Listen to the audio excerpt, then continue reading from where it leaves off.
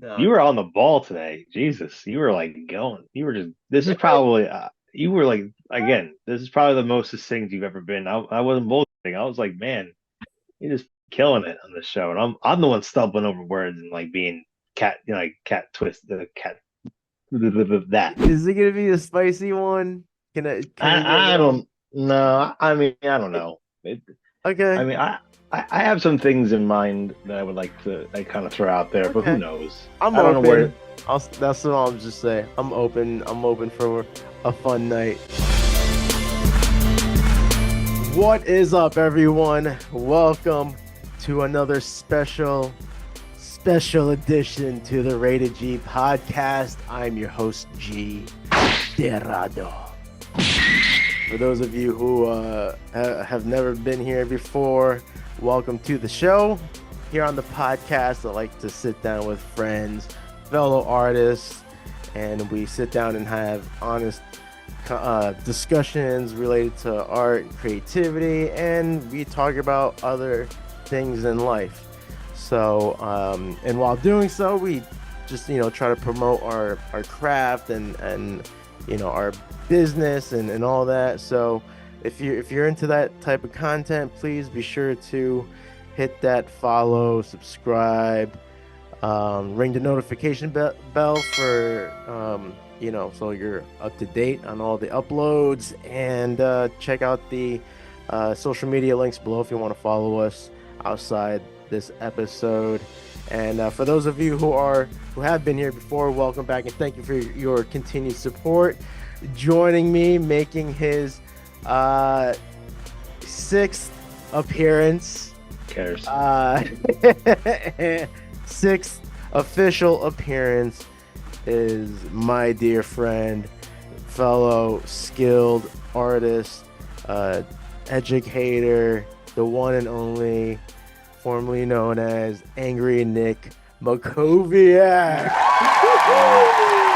I don't know that anger part's gonna keep flying for how long. So yeah. So That's insider stuff. yeah. That's The the inside. That's audience, they're all like, the Jersey the JC Jersey crew. Yeah. yeah, So yes, sir. So yeah, welcome back, my friend. And I guess been a Happy while. New Year, formally, like face to face. Happy New Year. Well, tomorrow is Lunar New Year, so you're not entirely wrong. Yeah, yeah. Well, yeah, in real I'm just saying. time, right? To be transparent for the audience, in real time, Yes, this yes, is right before Lunar yes, New Year. yes. This is February 9th. Yeah, if you want to be technical. So Yeah, when this comes out in whatever time frame, a month or whatever. yeah. So So like, yeah, because I'm still warming up. I gotta like literally warming up. Did you get the heat working in your house? not yet, but so I mean, funny, right? Literally and figuratively. But I mean, even just the podcasting itself, like I got the returning episode coming out, uh, the on the 11th, Mm. and that one is like, I'm not expecting to get like, I'd be okay with like, I mean, even like the amount of views doesn't matter. It's like how much is being looked at. So it is tough, man, because like, people got like short attention spans, especially if they're looking for like quality content. Like like I'm just saying their attention span is like, all right, if it's not catching me in like the first, I don't know, minute or something, it's like, Damn minute, Jesus, I mean, harsh, depending on the episode, like harsh. and like the thing is though, like I don't know what whatever chunk of time they're watching is like, I don't know what timestamp they're at. I don't know if there's a way to know that on YouTube, but you know, if so I always include timestamps in case people want to watch a specific part. So That's smart. Yeah. Yeah, so if It's it's only for a couple minutes, like I'm happy with that. To be completely honest, hmm if it's like a very uh like productive and constructive conversation, like a back and forth, um, a lot can be said in in a matter of a couple minutes, you mm, know. yeah. But it It's depends how sharp I am. So really depends on how sharp anyone is at this point. So it's funny. I actually was like going back through like the archives to kind of listen to some of our previous conversations, uh and I realized I say a lot of the same shit over and over and over again. I'm like, God, what the fuck? I just kind of repeat yeah. stuff over and over and over. I'm like, oh Yeah. my God, it's just so horrible. But then again, how many like first of all, you've been doing this podcast for like for 4 years now. Uh Because you remember over we three. started no, it's four, 2019, late 2019 I started. so that's over four, over 4 years now. It's Uh, 2024, G. 29, yeah. 24 minus 19 is I'm five, still but living in like the 2023 kind yeah, of I know. frame. But I yes, know. so you are We're right. only a month and a third into the new year. So, but Yeah. think about that though. It's like over 4 years, and like yes, this is the sixth slash seventh time Yeah. solo, but also all the bitch fest with Rick and all that kind of stuff. Yeah.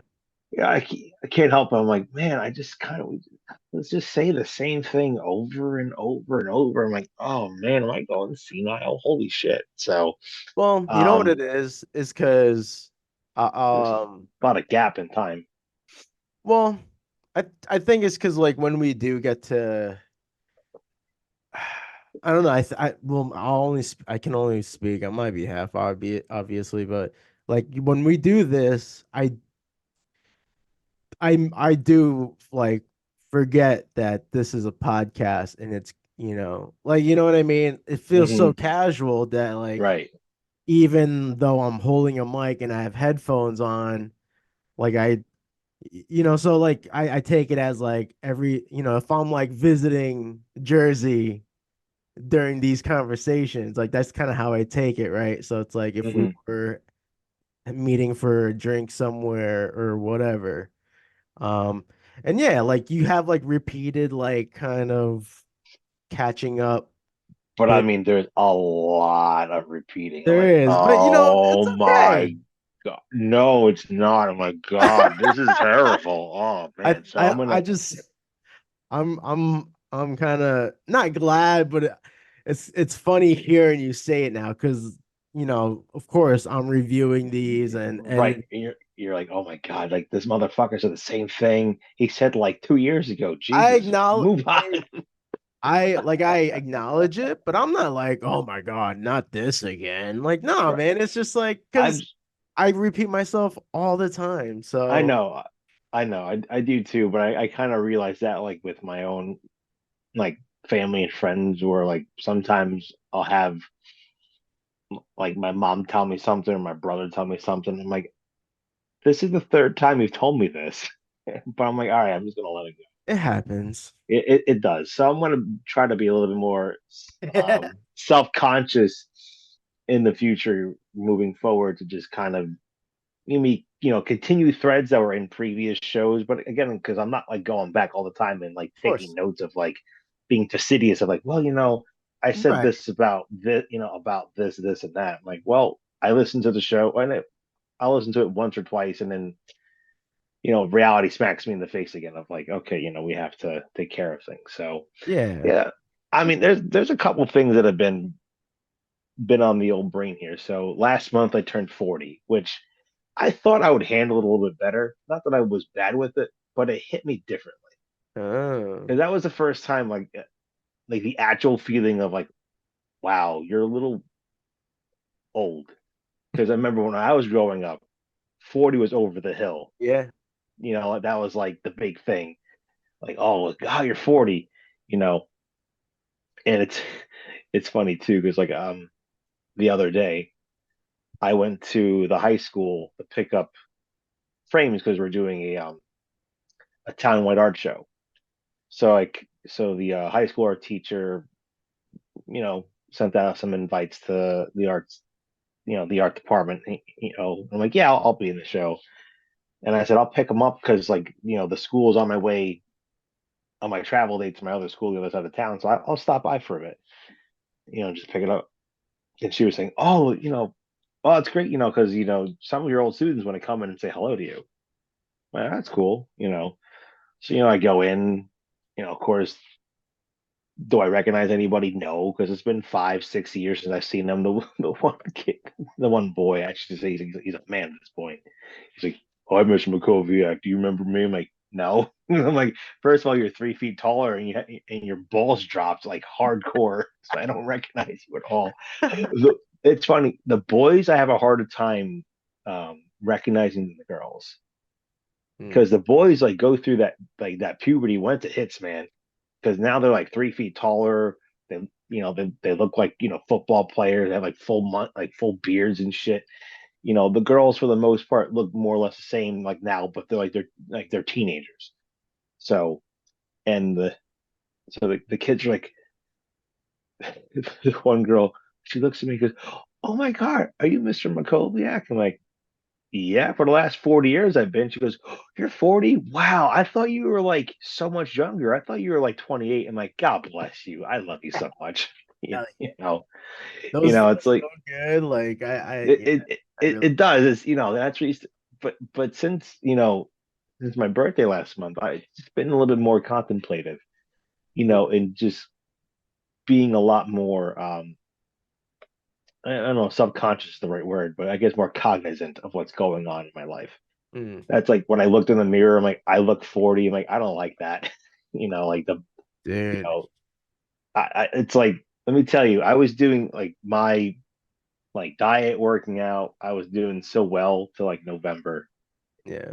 and then it just kind of fucking fell off and the fell off a ledge, and it's like Halloween, Thanksgiving, Christmas, New Year's, birthday. I'm like, I am so fucked. So I've been kind of like I mean, everything kind of ties together. But I was just kind of going like, all right, now I have to like be an adult, but just like the little things that I wasn't doing like every day. I was just like just kind of existing and kind of being upset or angry or frustrated or whatever. I'm like, that's no way of living.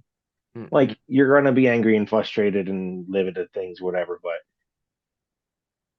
I can only control how I feel, right? Mhm. Like shit, bad shit happens all the time. Like recently, my girls have been going through a weird sleep cycle where sometimes they sleep and sometimes they don't. Like I'm looking at the monitor now going, Robin's gonna wake up in about an hour and cry, because we don't know what's going on. And that kind of causes all kind of havoc. And a year ago, 6 months ago, a month ago, I would have been like, oh god damn it, not this shit again. But it's like I can't control how her sleep pattern is. I don't know what's going on with her. So instead of like always being frustrated or always like having, being exacerbated by things, like, you know what? Let me show gratitude. And so every day I make sure in the morning I do three things that I'm grateful for. So the first thing is my family, my girls, my wife, my mom, dad, brother, sister, my friends. I am thankful for my job as much as I complain about it. It provides for my family. It gives me a roof over my head, clothes on the back, food on the refrigerator. It allows me to live, this life where I can collect a bunch of stupid toys and, it feeds into the hobby. I can save for the future. I have health benefits because of this. And also too, like, while it doesn't feed the soul, we have those interactions with those kids and then they get older and they kind of they come back to you and they give you that kind of that karma of like you were my favorite teacher, you taught us a lot of things about life, not just about art. We appreciate now what you're doing, like that means a lot to me. So you know while education is slowly killing me from the inside out, it has provided a lot for me, so I can't wholesale discount it. And the third thing is, is my art. The fact that, with drawing and painting has led me to all these things. We wouldn't be talking here if it wasn't for that. I wouldn't have, the life I have now, the experiences without art, not just being able to draw and paint and sculpt and whatever. It's the whole, gestalt of it, the whole package of like going to classes and being able to teach and like, sharing experiences, one way or the other. Just doing that just a little bit every day has been such a mind shift of, okay, what are some, like, this is not that big of a deal. I'm not going to be upset over certain things because I can't control certain things. I can control how I feel and how I react. So just that little bit of like turning things around and looking more positive, that's, it's not easy. There's certain days where I falter at that, but I make sure like just every day, like, I'm thankful for what I have because showing that little bit of gratitude, I think, goes a long way in changing your mindset, you know, because it's so easy, especially now with being upset over like the news or your job, your significant other, your family, your friends, this, that. It's so easy, because that's sort of like our reptilian brain reaction. Like, Yeah. I'm gonna say, I'm gonna just kind of change the script around and go, okay, I'm gonna just try to be as relaxed as I can. Do I am I still angry, Nick? Sure. Is it all the time? No. Yeah. I would say, it's not even as much as people think. Now it's almost like a meme or a parody. Yeah. So in fact, if people sit down now, they're like, "What the hell? Like, someone take your balls?" I'm like, maybe. I don't know. Like it's like you can't always go around being ungrateful and being so negative and being so just kind of like venomous. It doesn't do you any good. It kills you. Like that kills you from the inside out. Yeah. So just doing a little bit of like that gratitude, appreciation, a little bit of like meditation, a little bit of prayer, and also now like getting back into the physicality of things, that definitely helps too. Like even it's like walking my dog, you know, once or twice a day, doing some push-ups and sit-ups and some weights here and there, little things. So I think what happens, I know this happens with me all the time. You look at something and you look at the whole thing and you go, oh shit, you get overwhelmed by it. Instead of going, let's do this little piece today. Let's just do that for a little bit. Oh, you did that? Okay, now let's add to that. Because now Yeah. you've done this little thing. Now you just add that much more and that much more. Because that's the little snowball effect. So those little things have been helpful.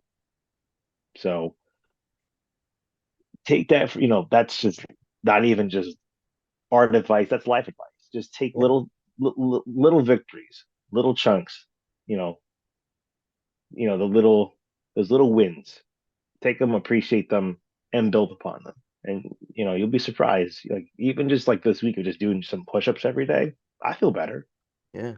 I might be sore because I'm getting old as fuck, but you know what? It's not bad. I know physically I'm not as strong as I was 10 years ago, Right.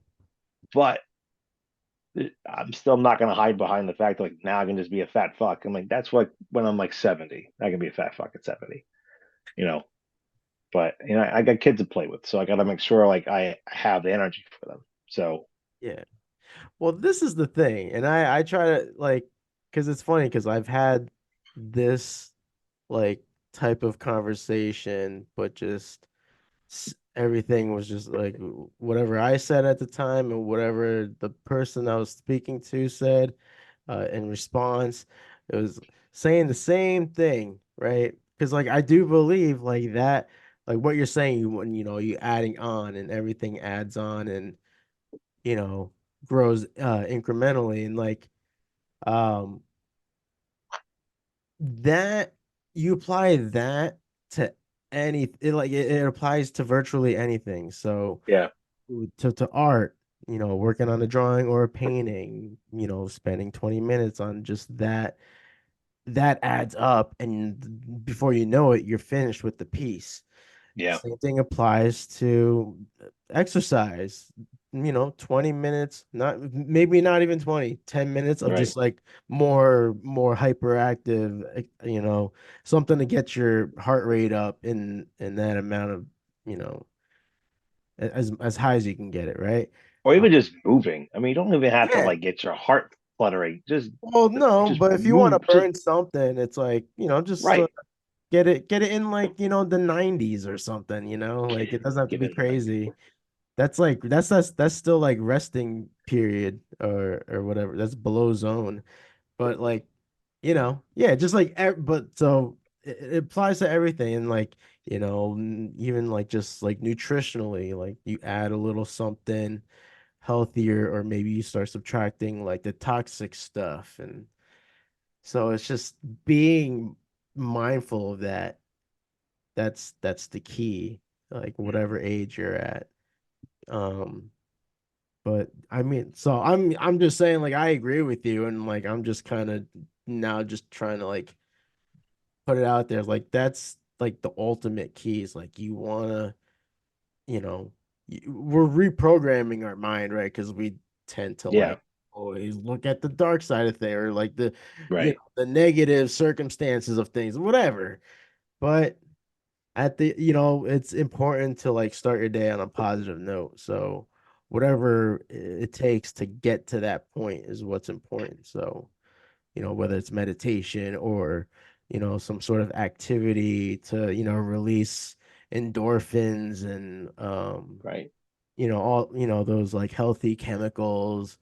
And then it's all, what you're fueling your body too. So like, because I get like exercise, right? Like, I mean, like I still exercise every day, but I've had to like really, adjust like my methods of doing it, especially like I myself have like these physical ailments. I've talked about it. Mhm. Arthritis in one hand, carpal tunnel in the other, arthritis in my foot, and like now like on my other foot, and I got like all these like developing. I mean, and it all really links to my psoriasis, which I'm like even like medically, I'm catching up with all my checkups. But but just like that applies too, right? Like now that I'm like seeing doctors and just having my initial checkups and like just those little things, you just gotta apply that method to anything and Mhm. you get to whatever your initial goal is. So like that, like a PSA for the audience, like whatever it is you're going through to get Right. to the better side of it, you just gotta like focus on that thing. I mean, not to be cliche, but like we always say focus on your why when it comes to Hmm. health and exercise, but you can say the same thing for anything. So if it's a Right. creative goal or something, just like remember why you're doing it, why it's important to you. Right. Not Right. so much of like what comes out of it, but just like why is it important to you? Right. And also, it's important to start small and start and be consistent, Yeah, you know, because exactly. that again, like that happens with me all the time where I start thinking too big and I have the momentum for about a week and a half. And then by week three, it's like, fuck it, it's done. And that's it, whatever energy or juice I had for that endeavor, that painting, that drawing, the comic, or whatever, it's like, now it's just work. Yeah. Now I'm like, oh, oh, damn, I have to do this thing now. So, but if you break it down into smaller tasks, like, okay, if you're doing a comic, you do the thumbnails all one day, done. Then you do the pencils and you do like, well, you know, you don't have to do things in order. You do the thing that you might have the most interest in, or that's going to be the most complicated, the most challenging. You can do that first or last, like whatever your preference is. Yeah. But as long as you start small and be consistent, it's going to lead to better, to bigger and better things. Whether it's again art, health, Yeah. wealth, whatever. So now, Okay. so you don't know where I'm going to go with all I don't. this. That's the baby part. Well, I'm also looking too of like how pale I am right now compared to like how tan you are. I'm like I'm virgin. I'm like I'm basically Casper at this point. We're yin So yang, bro. It's okay. It's yeah, beautiful. well, it's also the lighting too. I'm like Yeah. I'm using like my room light, and I also have like a little studio light that I'm using too. Yeah. Um, so one of the things that was rattling through my mind in the Lost episode, that's too spicy for consumption. Yeah. I know, like you're like, oh man, there is some nuggets there. I'm like, I got you. I actually wrote down one of the nuggets that you probably wanted to talk about at one point. But the redo is great too, the one that we put out. Oh yeah, no, don't get me wrong. The Okay. redo was fine too, but I know that there were some things in I there that think were what we like, said in the Lost one was just like spicy. yeah, and when you talk about how maybe that's how maybe I got too Boy, spicy for some Gunny. people. So, um, one of the things that I had mentioned was I actually had been thinking a lot about at that particular time about like money and investing. And one of like the more well-known financial gurus that a lot of people go to is Tom Ramsey.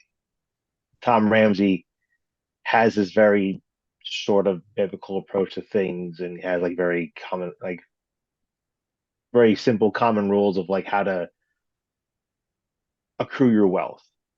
So, and one of the things that he said that got me thinking about things was, you know, if you're planting corn, don't expect an apple tree. So that got me thinking, and I actually wrote down this little poem. Actually, at one point, I used to write a lot of poetry.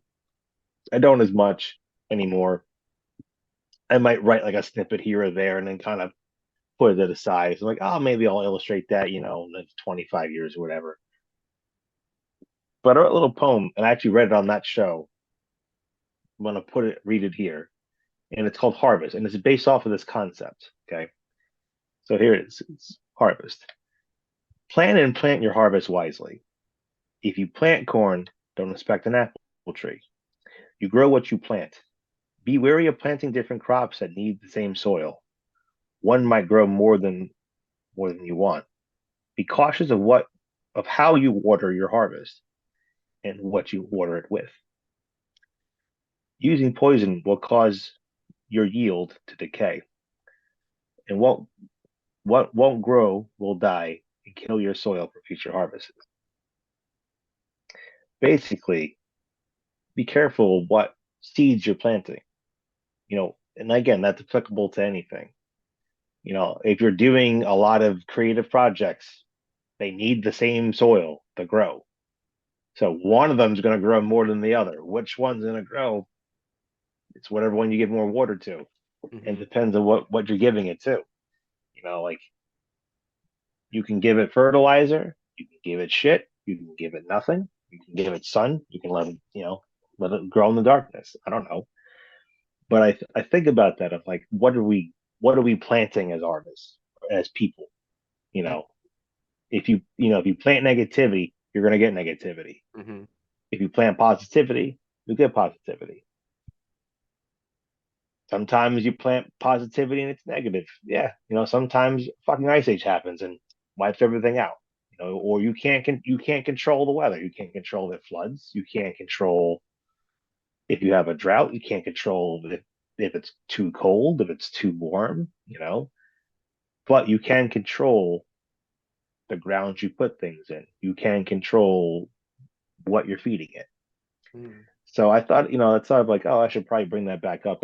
That's, you know, I don't think it's not like life changing, but it's just something to kind of ponder. Like, Hmm. what are you doing with your life? What are you, whether it's your friendships, your work life, your, whatever it is, whatever you're planting and feeding it, it's gonna be reciprocal to you. Hmm. So if you're putting out a lot of negative energy all the time, if you're being, if you gossip too much, if are too negative about people, it will come back. It will bite you because you're growing that. Hmm. You know, it's like one of the famous. There's a famous saying. It's also Metallica's "Uncle Bleeding Me." And one of the lyrics is, "This thorn in my side is from the tree that I planted." Hmm. So yeah, be careful about. And I've been thinking about this, like being more conscientious of what I'm saying, what I'm not saying, how I'm saying things, because it carries a lot of weight, you know.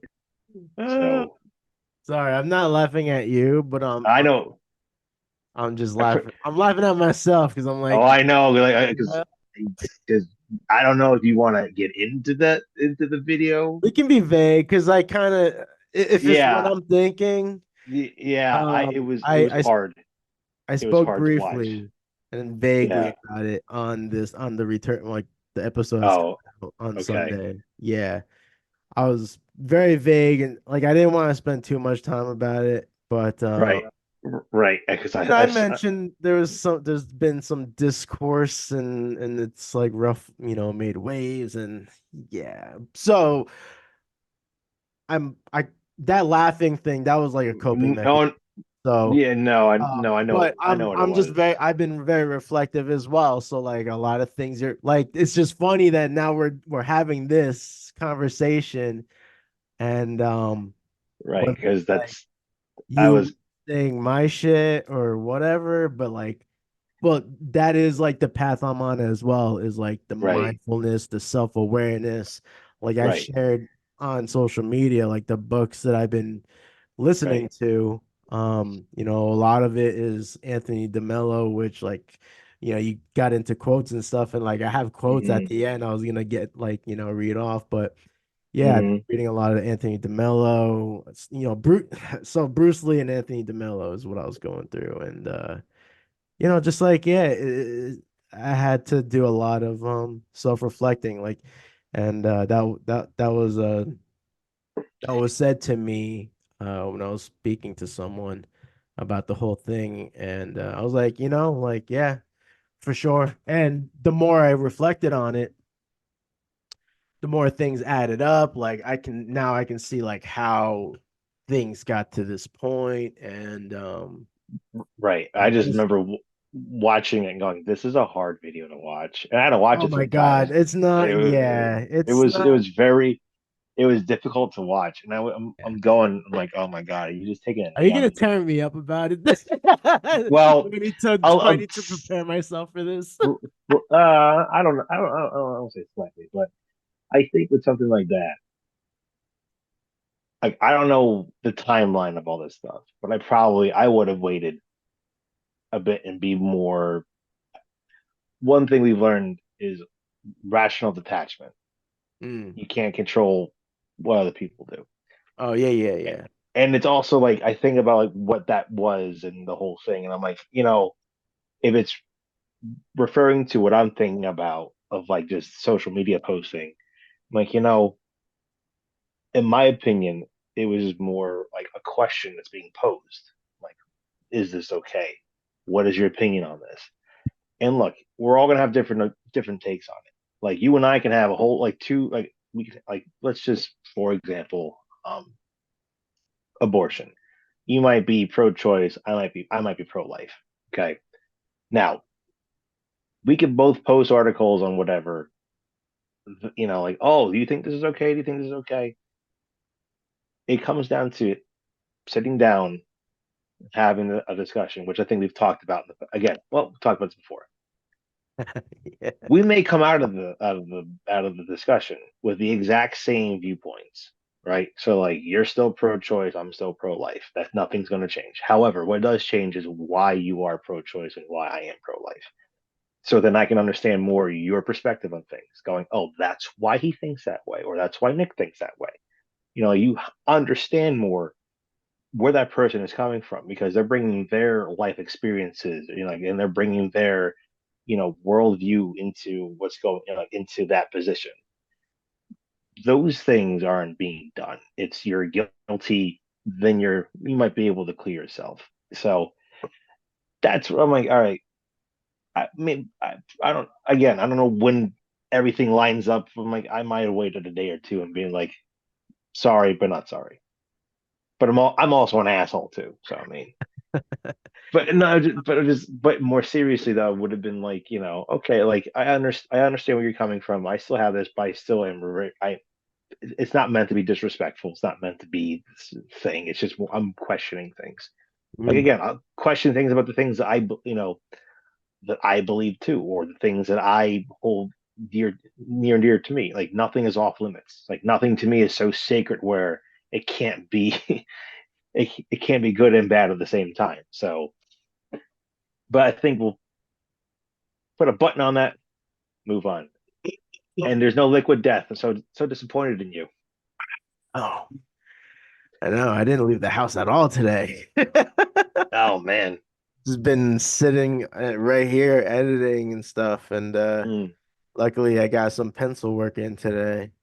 But Yeah, I've been doing some like nighttime doodling. I mean, because now, like in the last week, my oldest daughter decides that she needs a later bedtime. I'm like, oh fuck, because like I, it's already challenging enough to try because like the picture book I'm working on, it's like the dummy is done.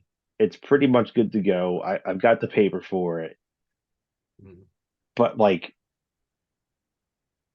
waking up, like the whole daily routine, basically like when I get home, it's like, okay, now now I'm dad. And, sometimes there's complete chaos in the house, especially when the kids don't sleep and mom doesn't sleep. Look out. So, and it's like, okay, now I have to like go into like damage control and make sure that, whatever needs to be done, dishes washed, kids fed, pajamas, nighttime, whatever. So my oldest in the last week decides that her bedtime is too early.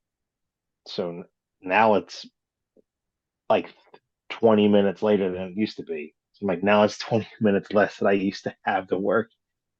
So I'm like, all right, now I'm forcing myself to stay up later. So now I'm going to get a little less sleep. And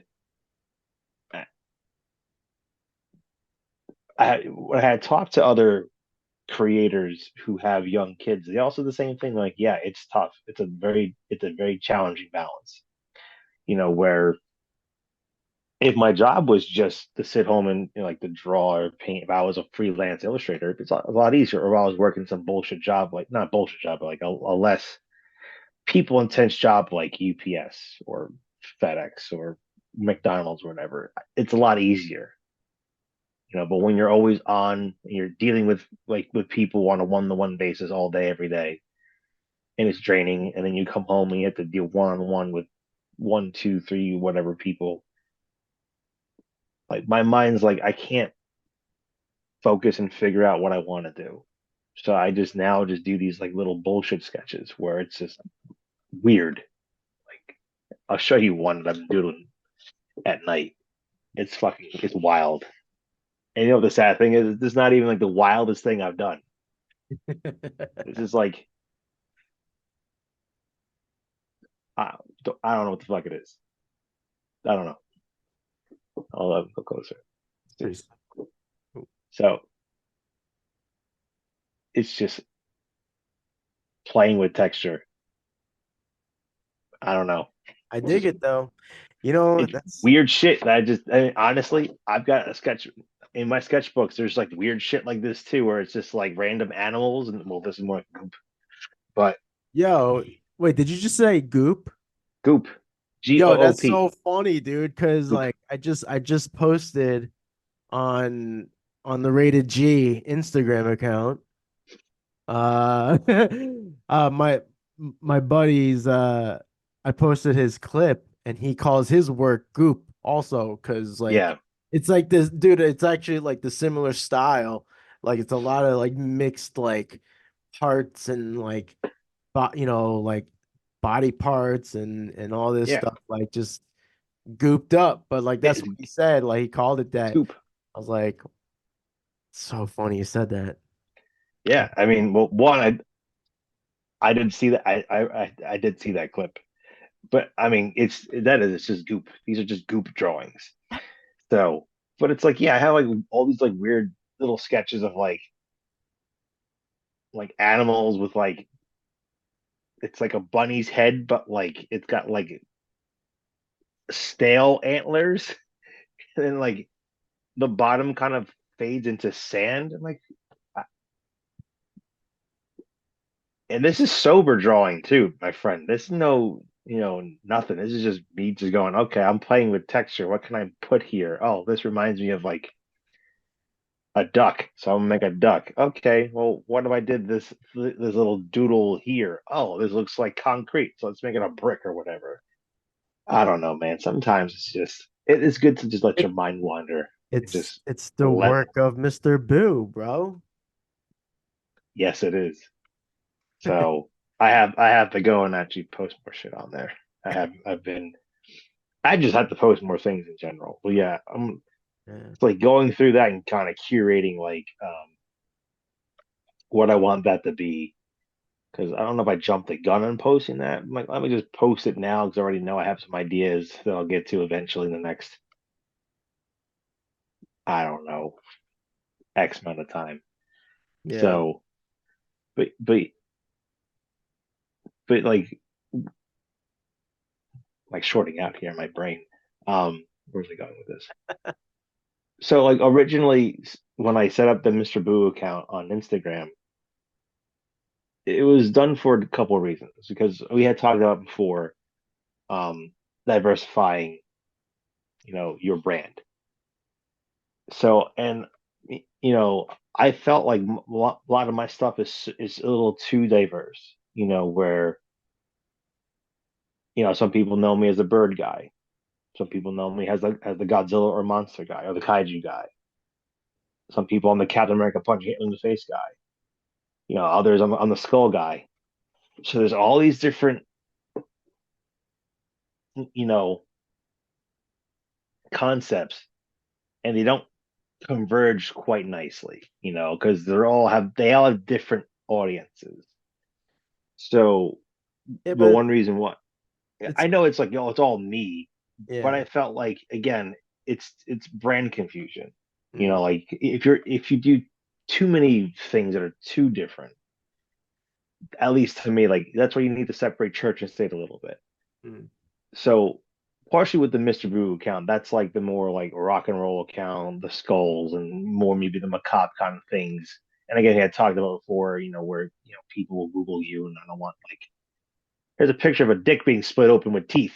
Like that's not gonna jive well. Um, I mean, you can just blur it, you know.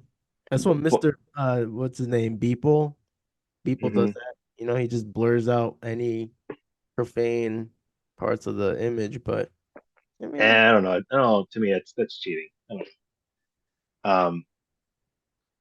But the main goal of that was, can I grow an organic audience without people knowing that it's me? And that was me thinking back to DeviantArt. So, and I have to think back here, like DeviantArt is probably the reason why I am actually sitting here talking to you right now. I had joined DeviantArt actually twice. The first time I joined it was in late 2004 with a bullshit account that I deleted because I'm like, all right, I had like a different username. All right, I'm not going to use this. So the current account that I have now started in March of 2005, right? That's almost 19 years of being on the internet and having this kind of digital footprint. And I think to myself, like, man, when I had this account, I had nothing. This was 2005. I didn't have a Facebook. I don't think, like, you couldn't get on Facebook. It was still a college thing at the time. There was no Twitter. There was no Instagram. Sure as hell no fucking TikTok. There wasn't all this social media. It was either like you had a website, you had an AIM account, or in a DeviantArt. And because of DeviantArt, I was able to refocus myself on my artistic interests. I was able to basically go to comic conventions because I had enough good faith, build up with an audience. People knew who I was. People knew who I was. And posting like I'm going to Baltimore ComicCon, and people would actually look for you. Oh, I saw you on DeviantArt, and I liked your whatever drawing or this or that. It allowed me, those opportunities, because I don't have an online portfolio or website. I didn't have an Instagram until whenever I could have an Instagram, which was I don't even know when I had when that Mm. phone maybe for me 2015, whenever it was. But because of that, I was able to meet other artists, see different styles, get critiques in real time, form a natural community, you know. And at one point before, DeviantArt now, it's like it's still, I don't know, it's still like a cesspool. But at least back in the day, it was like it was an honest cesspool of like people drawing pregnant Transformers, and really bad Sonic fan art. Yeah. Now it's all I AI remember shit. the pregnant Transformers. Oh Jesus, that's when I'm like, oh man, But I have to here's get the off thing, that. though. Like Someone, you know how to you knew like knowing how you developed on DeviantArt. You just gotta use that. Just try those same methods with Instagram with the oh photo. yeah, it's So just it's time. But yeah, it's I get funny. it. It's funny though. The more things change, the more they remain the same. Because I was going through my DeviantArt account, looking at some of my earlier posts. I was like, man, I haven't posted here in months. I'm like, I don't know, bitch, nothing ever changes with me. Where it's like I have a hot streak of like 2 months of like at one point on Deviant, I Well, was like posting like every other day well, or do you like always address it in the post? Do you always say, "Oh, it's been, you know, yeah, I do. oh, well, I mean, I would say, I do. like, moving forward, when you Oh, I find know. yourself in those Well, periods, don't even mention it. Just be oh like, no. Well, again, at the time I right, was like 21, 20. I mean, yeah, again, this was 19 years ago. right, right. Well, yeah, in hindsight, that right, that Yeah, yeah. Hindsight, I'm not gonna be, or no, I don't even. Like I said, I don't even give a shit at this point. But yeah, that was like partially like those are like the underlying goals of like what could I do, yeah, with another account and just kind of be success and just kind of go. And I'm still not gonna mention on Instagram that I have these different accounts. I just want to see organically can I grow. And it's funny too how a lot of people made that connection right away that it's the same person, even though I signed the other artwork with Mr. Boo. I didn't sign it with me. right, But some right, people were like, yeah, I know that style. I know that guy. I yeah, know who he is. So, right. but, it's fun, and at some point, I'll acknowledge it, but I just, wanted to see what happens with it. So, but again, a lot of this I actually have to posting. So I'll probably post the goop. I'll Mm. post the goop and other groups just to kind of feed the algorithm. Yeah, I So, mean, and well, that's the thing too, is like to get like organic engagement and interaction with your content. Like that's the thing. You gotta. It is. It can be time consuming sometimes, but unless you know, like are you like if you're gonna try to organically connect with like an audience, it's like they just even if you only post a couple times a month, if they're like really um engaging posts, like you're like the captions, like you got like a whole like there's a lot of like that's why if you see like some people they have so much right now in their captions, but like you look at like the numbers, like hey, like people do enjoy that stuff. uh mm.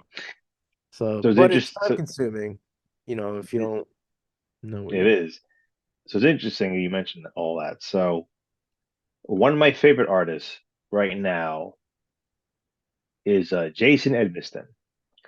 Jason does a lot of pop culture artwork, and he's well known for a lot of things. One of his probably his most well known series is called Eyes Without a Face.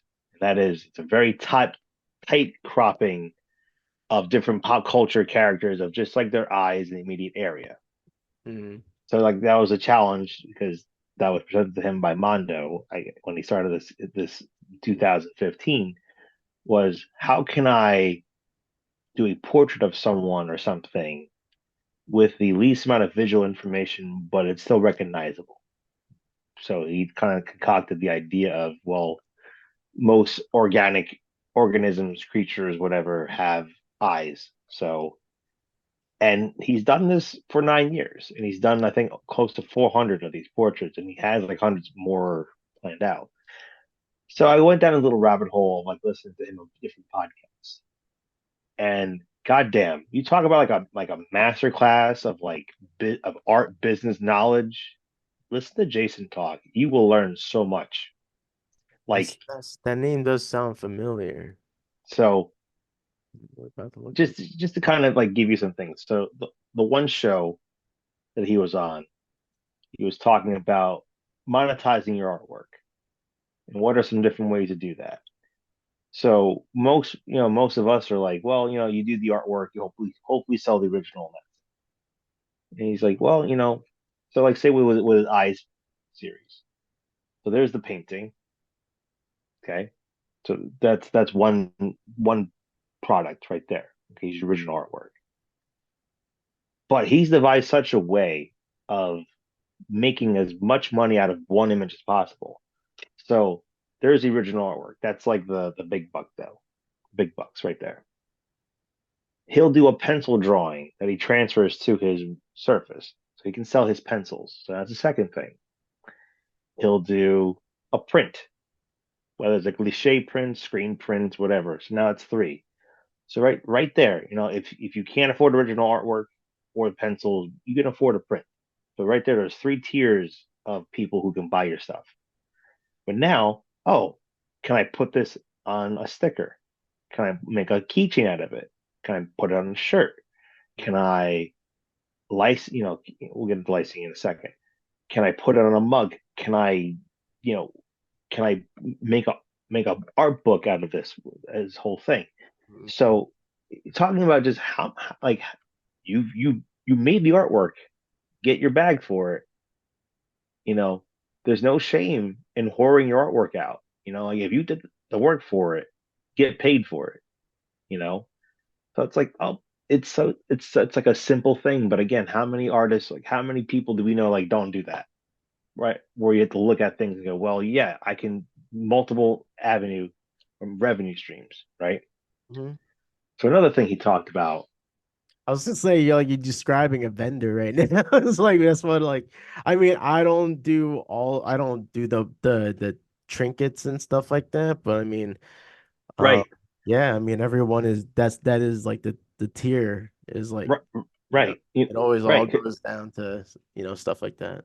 right, and even like with your prints, you offer different size prints. You can kind of, Yeah. do you do remarks? Do you do special editions? Then he talked about something that like kind of was mind blowing to me. So he talked about um,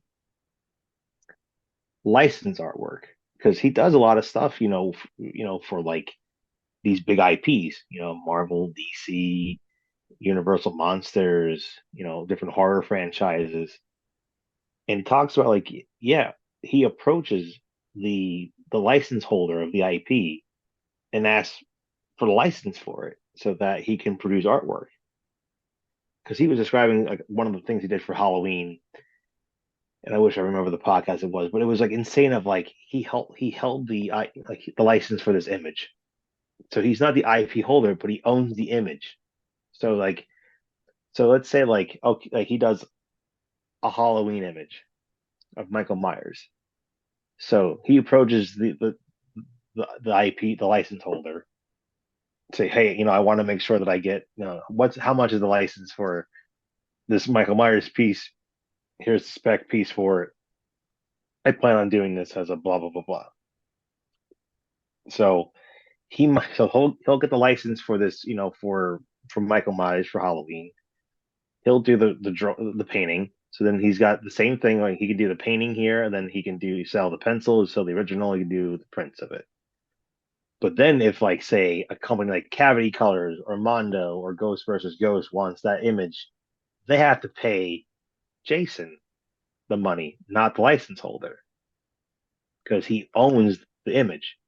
And if the IP holder wants to use that image for any promotional work, they have to pay him to use the image, even though they own the IP. I'm like, when I heard all this shit, I'm like, This is why artists of his ilk are killing it because they're playing 4D chess and we're playing fucking Go Fish and Connect Four. You know what I'm saying? Like it's mind blowing to me. And then earlier this week, I was listening to probably one of the best art podcasts out there, which is called Adventures in Design. And the host is, I think his name's Mark. He's pretty good, pretty down to earth. And he's talking to Jason about one thing I never thought about, which is about creating a series and why series are so important to an artist's career. Like, all right, I want to listen to this. And the way it's broken down is if you have a series, it creates a, an identity for your brand. So like you have two series right now that I know of. You have your Tech Utopia series and the food series that are And I have associated my pareidolia series. and the pareidolia. So there's three things right there, right? So what they were talking about is with like why series are important. Creates brand identity. You can look at your, whatever series you have, that's G's artwork. Okay. And they talk about like with the series, like it's recognizable. It can fit multiple genres. It can fit different subject matters. And that getting back to what you're talking about before with like the algorithm and all that, Instagram has found out does not give a shit about what anything you actually post or what I actually post. They don't care about the actual content of the picture. What they care about is the interaction of it. Is it being shared? Is it being put in reels? Is it being put in DMs? Is it being commented on? And it picks up like, oh, every time that G posts a picture of a food item, it gets traction. And every time it does that, it then starts promoting your artwork more because now it's like, oh, now people are talking about this, pork, egg, and cheese. Now they're talking about, slice of pizza or whatever it is. So now there's a lot of chatter. Now your image gets kicked into the algorithm gods and like, okay, we're gonna feed this to different people because now it's creating conversation, it's creating interaction, it's creating engagement. So the actual content of what you make doesn't matter. It's what is it doing for the program. Mm. Then with the whole thing with the series, you know, if you have multiple series going, so let's say like now, like for you, it's a little different because you're doing a lot of like a lot of shows on a regular basis. But like say for me, let's say I do 4 shows a year. I'm going to San Diego Comic Con, New York Comic Con, Designer Con, and say MegaCon, right?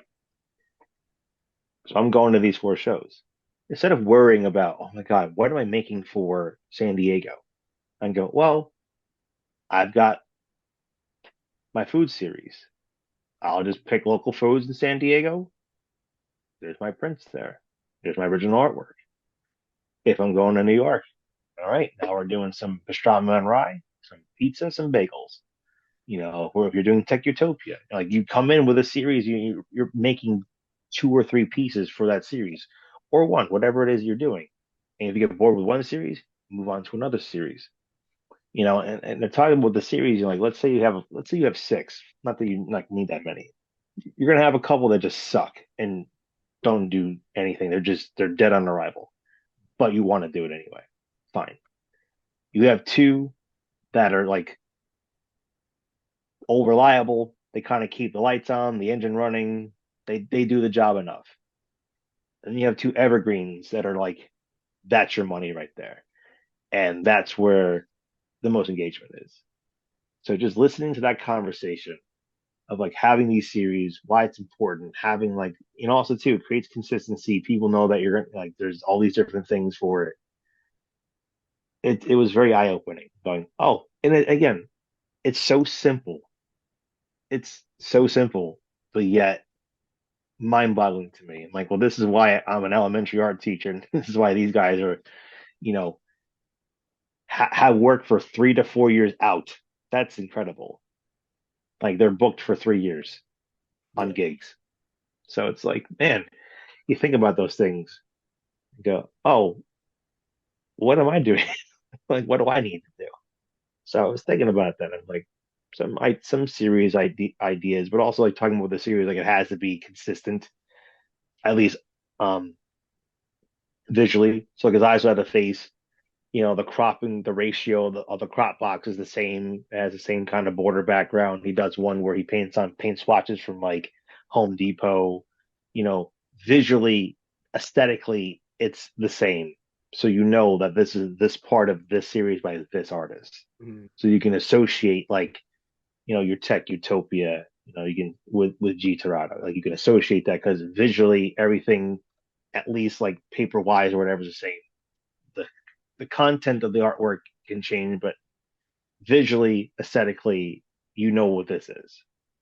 So I'm like, wow, that's very revealing. And again, like just listening to guys like that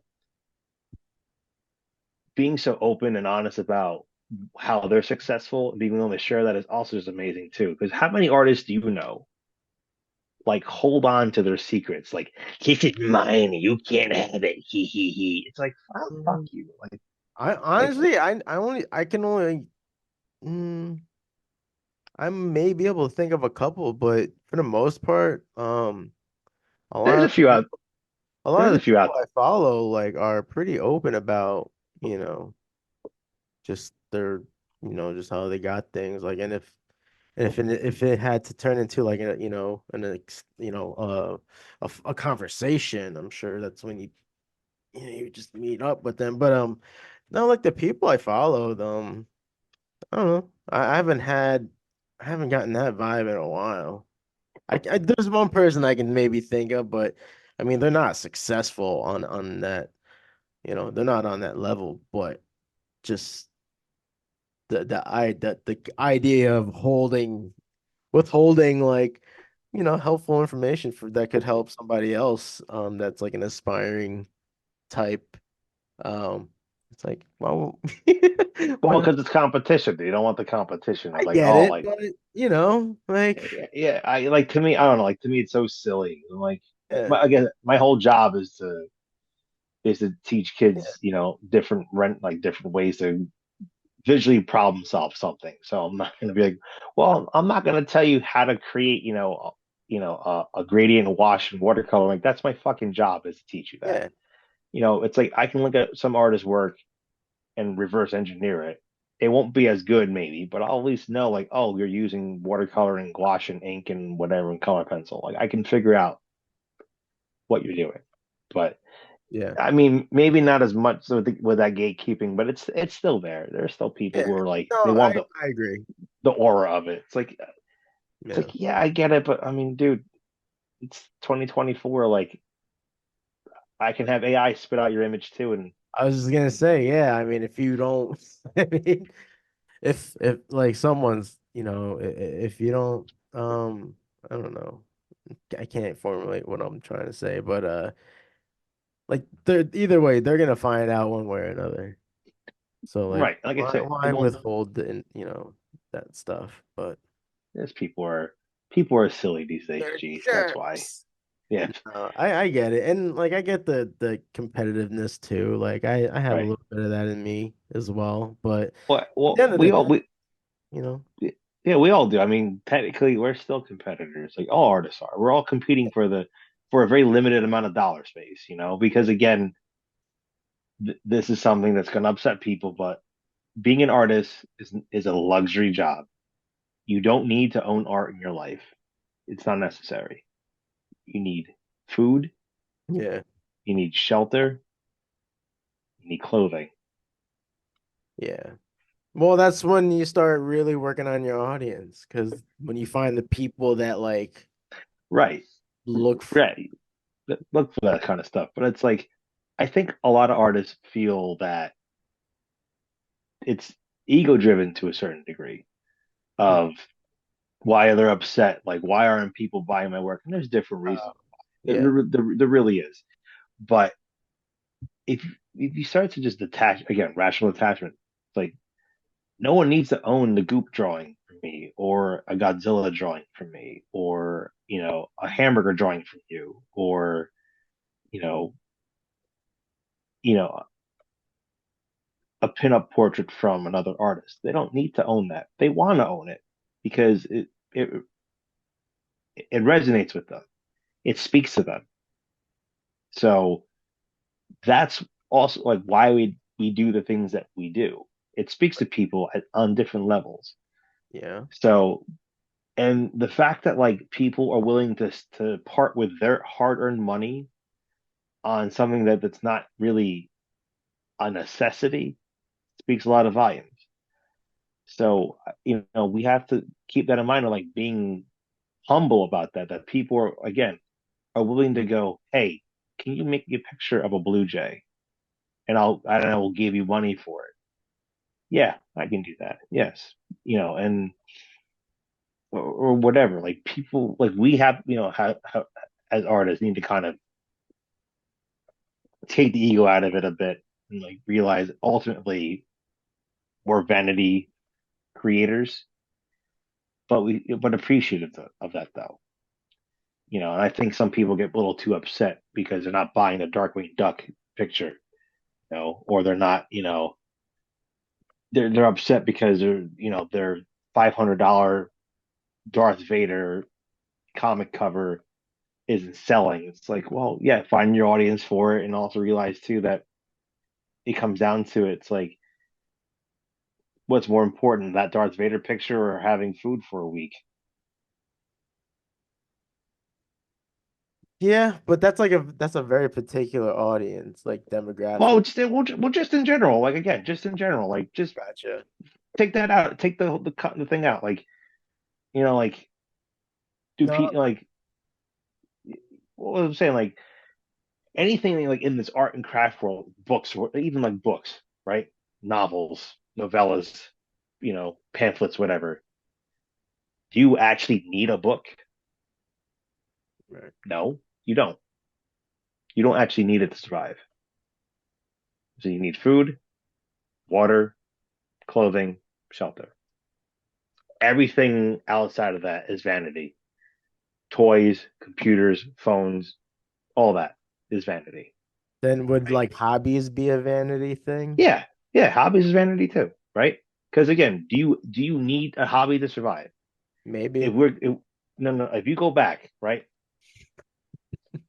you don't need a hobby. But the way our lives have evolved now, Yeah. we are comfortable. Like again, hobbies are great, and now people are going to be like I can already see people being a little frantic about this, but like follow the logic here a little bit. Like people get up, like artists get upset when they don't buy things. I'm like, because again, they don't need it, and two, they can't afford it because either you're priced out of the range or like they honestly can't afford it, Yeah. you know.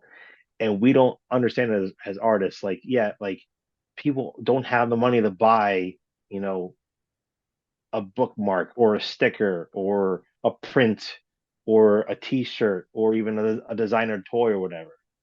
You know, just again going having that gratitude of like if someone buys something from you, be grateful for it. Because they don't need to buy that, they want to buy it, and it's tapping into the people who want to buy that kind of stuff. And I think for me, that's where I'm like in my mind is right now is who do I want my audience to be? Who Yeah. has that kind of like money and income, disposable income to go, okay, I'll buy the goop drawing and I'll buy your Godzilla drawing and I'll buy your monster drawing and I'll buy your bird paintings or whatever. Right. And So it's like you gotta also think of like what does your art do for like for you and like your person, because that's when it comes to art, like you're literally connecting with people in some way, right? You're right, picking if you yourself. post on social media, there's some Yeah, people who but never like do. whether you post on social media or like on the sidewalk, like I mean, right. It depends on like the circumstances, but if we're just talking purely like without social media, yeah, you gotta be out there more. But with social media, it's like Yeah, you gotta connect with people with like how you're presenting your thing. Like you gotta have like, yeah. hooks, like how you gotta hook the person in, you know, maybe with a few words, if not, with the image alone. Like there's a lot of Oh yeah. Like Yeah, no, I I'm speaking on that because like I'm learning this stuff with this like online academy that I'm in, and it's like so that's why I kind of you're have like still a doing that?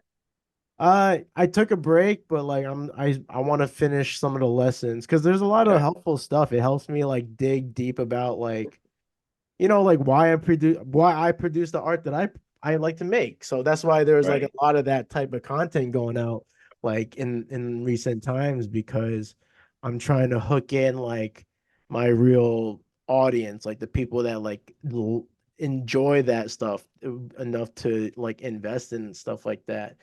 So Now, here's another point to that when it comes to like buy things.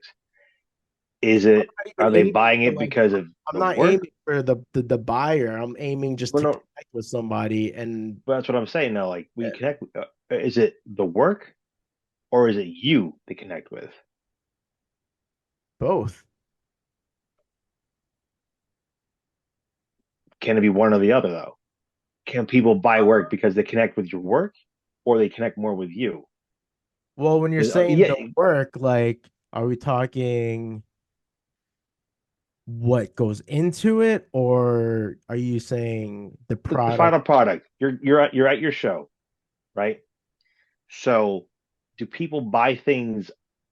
Do people walk up to you and just, and again, it happens Good. both Ask. scenarios. So like they come up to you, they talk to you, have they dialogue with you, maybe not full blown conversation. They're connecting with you. Are they connecting so then they buy the work, right? So then it becomes this whole ratio of, are they connecting with the work that you're producing, or are they connecting more with you as a person? Are they supporting your work because they like you, or they like the work? Because there are some people I like I think it don't, depends what it is because if we're right, talking about me, it's like if they're buying pop, fan art, pop art, whatever, they're connecting with the work. right, But if they see my original stuff, then they're gonna connect with me because they're gonna ask, "What's the story behind this?" right.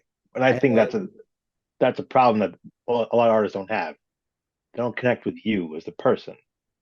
They just it want the depends. work to speak Yeah, it for depends on what itself, they though. decide to put out there, though. Like No, like like yeah, ignore you for the second, yeah. but artists in general. How many So times have that's you what they gone got to to a show? focus on. Right, that's Because what I'm saying. Like, how yeah, many times have they gone to a show? You've seen people miserable because their work isn't selling.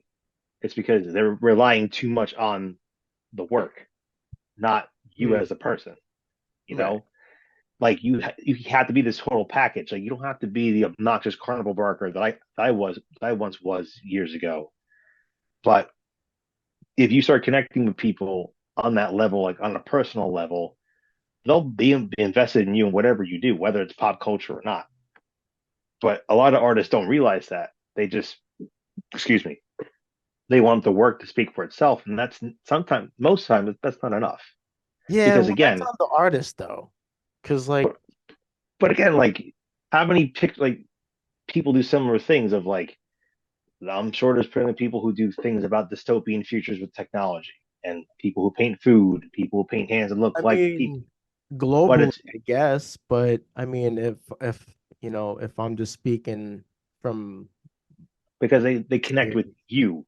That's why you Well, have to. not You're even that. selling your So, there's not a lot of, at least like on the scene that I'm on, there's not a lot of like that tech utopia stuff. So right, but that's again, it's been as successful as it has been so far, in my opinion. because it's both. People need both. If you rely on just one or the other, you have to have both. And a lot of artists just want the work to speak for itself. It doesn't work that way. Like, Yeah. yeah, they might buy things on a whim because it looks cool or they like that character or whatever. Hmm. But if you want that audience to build and have repeat customers, they have to know you and talk to you for a bit. And a lot of Yeah. times artists don't do that. And it's Right. Well, frustrating that's to why see it's that. important to do, at least in this day and age, like these pop-up markets or like well, not even consignment shops because you're just dropping off your products. But I mean, I always like urge like aspiring artists and like, small business like that want to sell their art, like you got, if you can afford it, I mean, obviously you gotta, if you're working a regular job and save up for this stuff. I mean, that's what I was doing. I was working at Michael's, but um, you know, you gotta um shit, I lost my train of thought. What are people connected to? Like you basically like you have to go out there grind it, but Yeah, all you have to you be gotta be out there. You gotta be active on the scene. Like, right. You have to have the total yeah, package, and it's also not just engagement on social media. I'm right. sorry, but it only gets you so far. Right. I You agree. know, so You it's just I it just is think how you use how well you use your social media, because again, like, you know, I can only like speak on like the people that I follow from the community, the way, because like now I kind of understand like how they sort of operate, at least like in terms of like we're all like kind of operating from like a similar formula from what we're learning. hmm But seeing the success behind that, um, I mean it. Yeah, there's the numbers don't lie. So, and it's the way they're putting out their content, how engaging they are with it. Again, speaking of like hooks and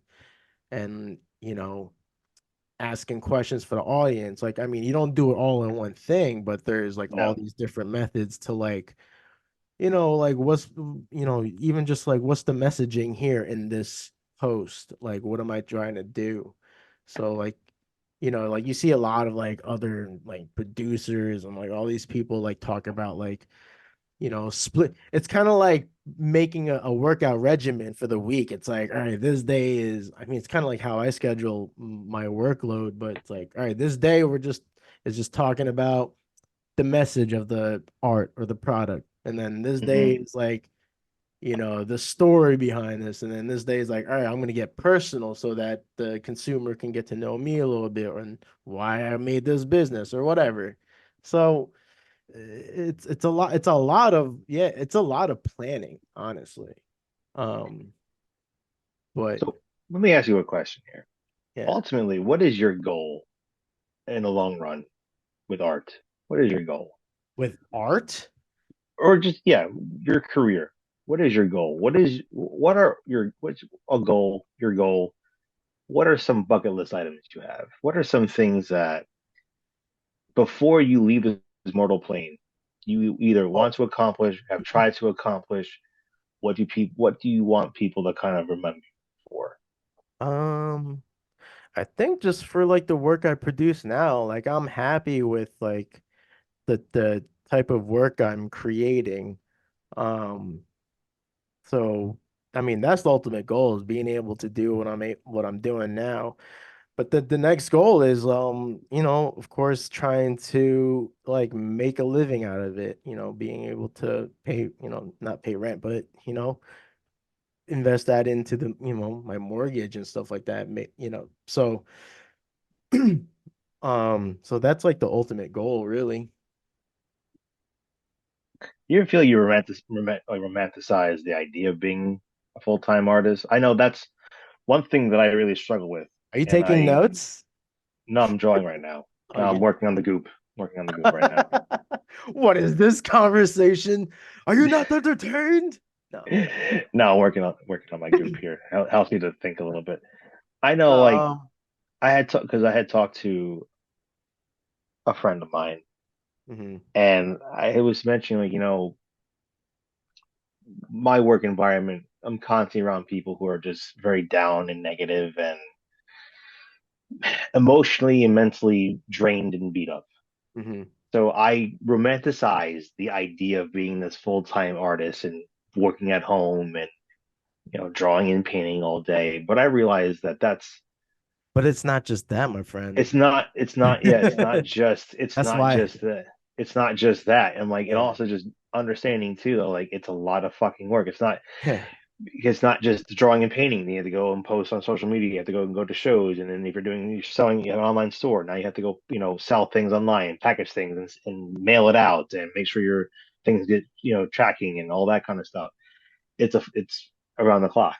Yeah. So that's why I'm like, I have that kind of romantic idea of it, but then the reality kicks me in the face of like, that's a Oh lot of work. God. Yeah, It's yeah. like, I should be even, doing more, ultimately. Like, I mean, I'm I mean, catching up.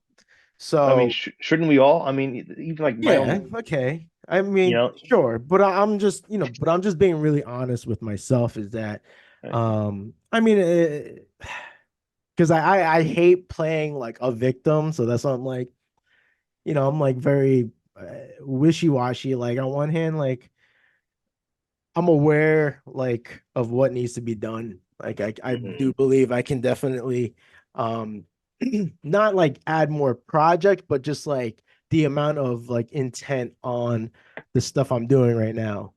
Because just adding more things to do will just, and when I say that I mean like more whatever, it's like if I'm adding thinking of more ideas to paint, more activity, like whatever, like just if I just focus on making art that I already have, me speaking personally, like I always have my notes. So if I go on my notes and be like, these are the ones I want to just focus on and just do that and not spread myself thin with everything else. But you have to, yeah, you got it. It's not just like working at home, it's also working out there. And that's why I was like, last year was like the busiest year I've had. And if I had worked every weekend, both days, like I would have made so much more money. Consider if I was my if I was like my application was accepted, right? If I was Or even able, just like averaging out. Yeah.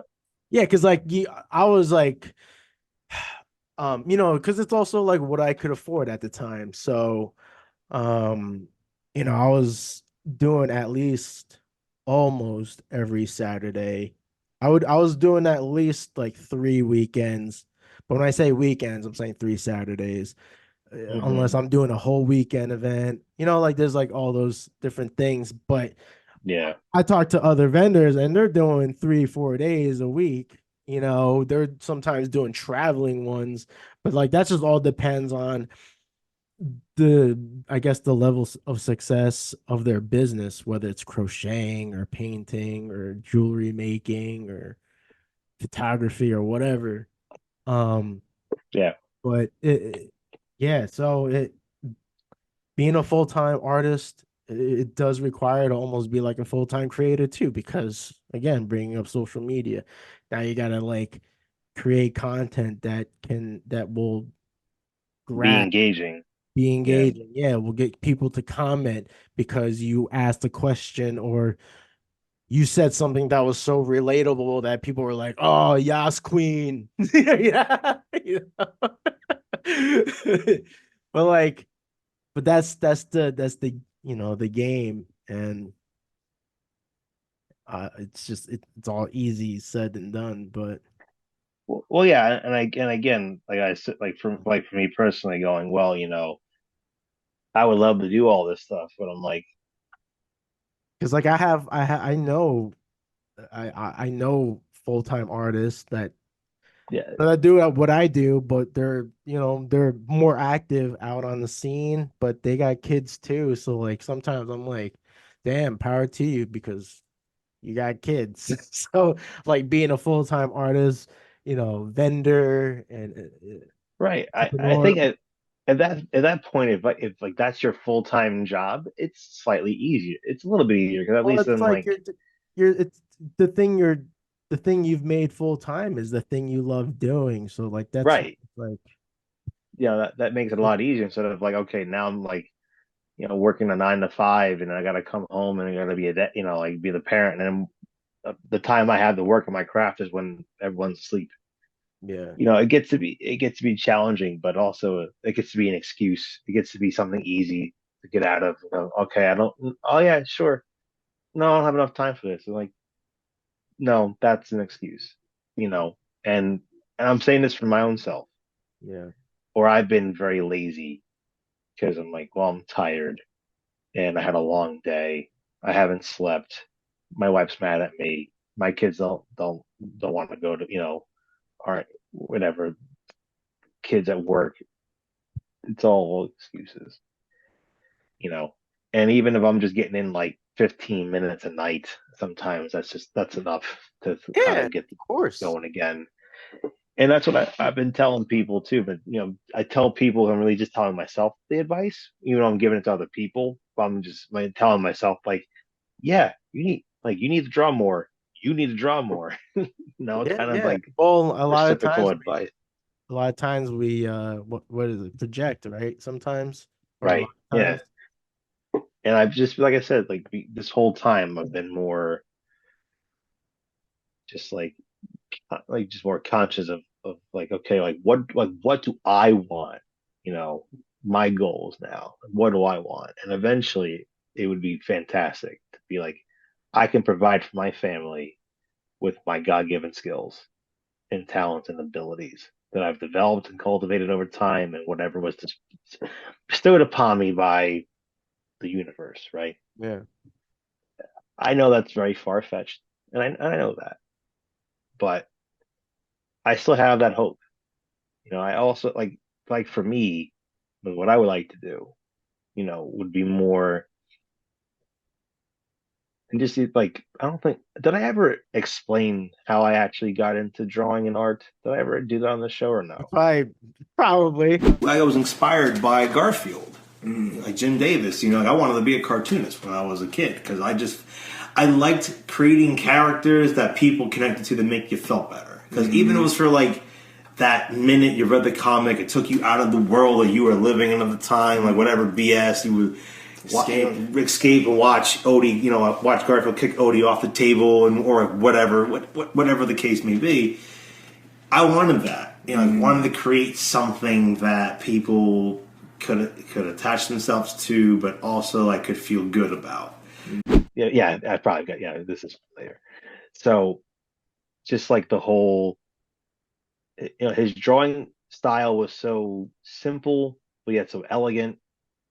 The stories at the time when I was reading Garfield, he was coming out of like the edginess where he just became like so rounded, and so soft and so, corporate, if you will.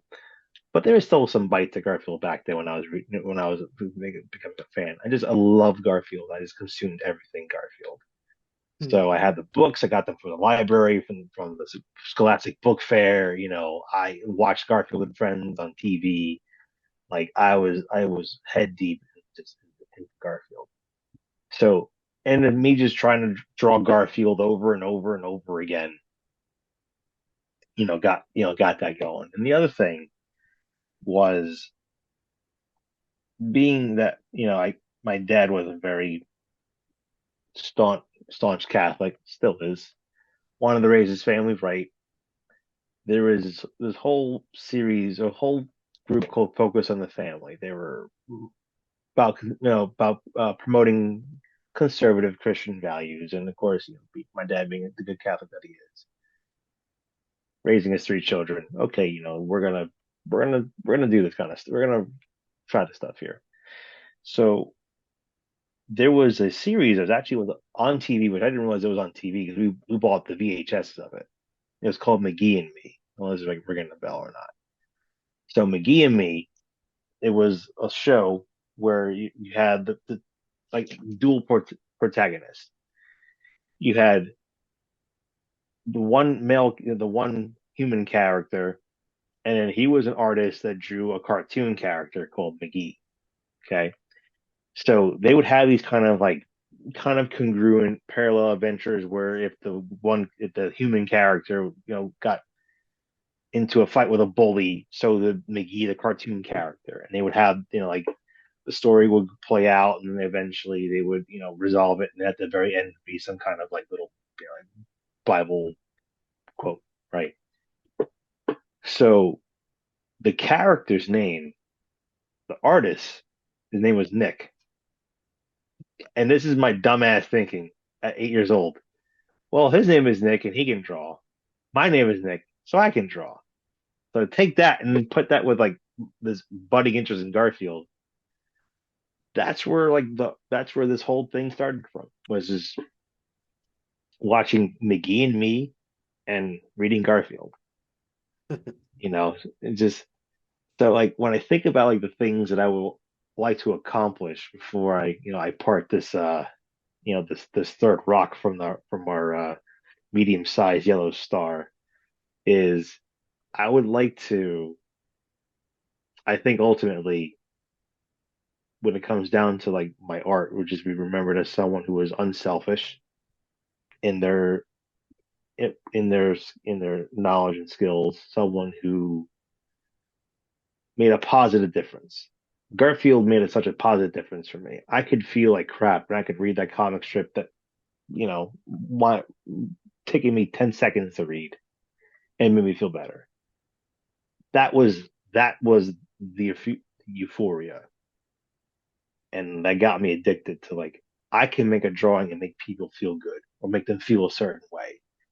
And that's what really draws me into this. Like I want to affect people in a positive way or just get them to talk, get them to converse about things maybe they never wanted to talk about, but because they have this image in front of them, they have to. There's no way around it. And while I can do that now with with my current job, it is a lot of times like casting pearls before swine, and it just goes over a lot of their heads. But just having that kind of, I guess, Mr. Holland's opus, if you will, like this kind of legacy of wanting to better the people around me, appreciate what we do and how we do things, and make people, and having to do it on their own, but having that confidence in them. That's ultimately what I would want to inspire people to have them recognize that they can do things that they couldn't do on their own. Because I can tell you now, I don't think I would have been able to do watercolor painting 10 years ago, or oil painting, or talk to people, or be on the podcast fucking 20 times, or whatever. It's, all because of this. So while I have like the bucket list of like why I want to work on all these IPs, that's great. I want to work on those IPs because they affected me in such a positive way. Like, I would love to do a Godzilla piece officially, or like a Marvel Comics cover or whatever, because those things affected me in such a way where I was inspired to then create and then share that inspiration with other people. That's my ultimate goal. You can say I might have accomplished that already, with the legacy I have with my students.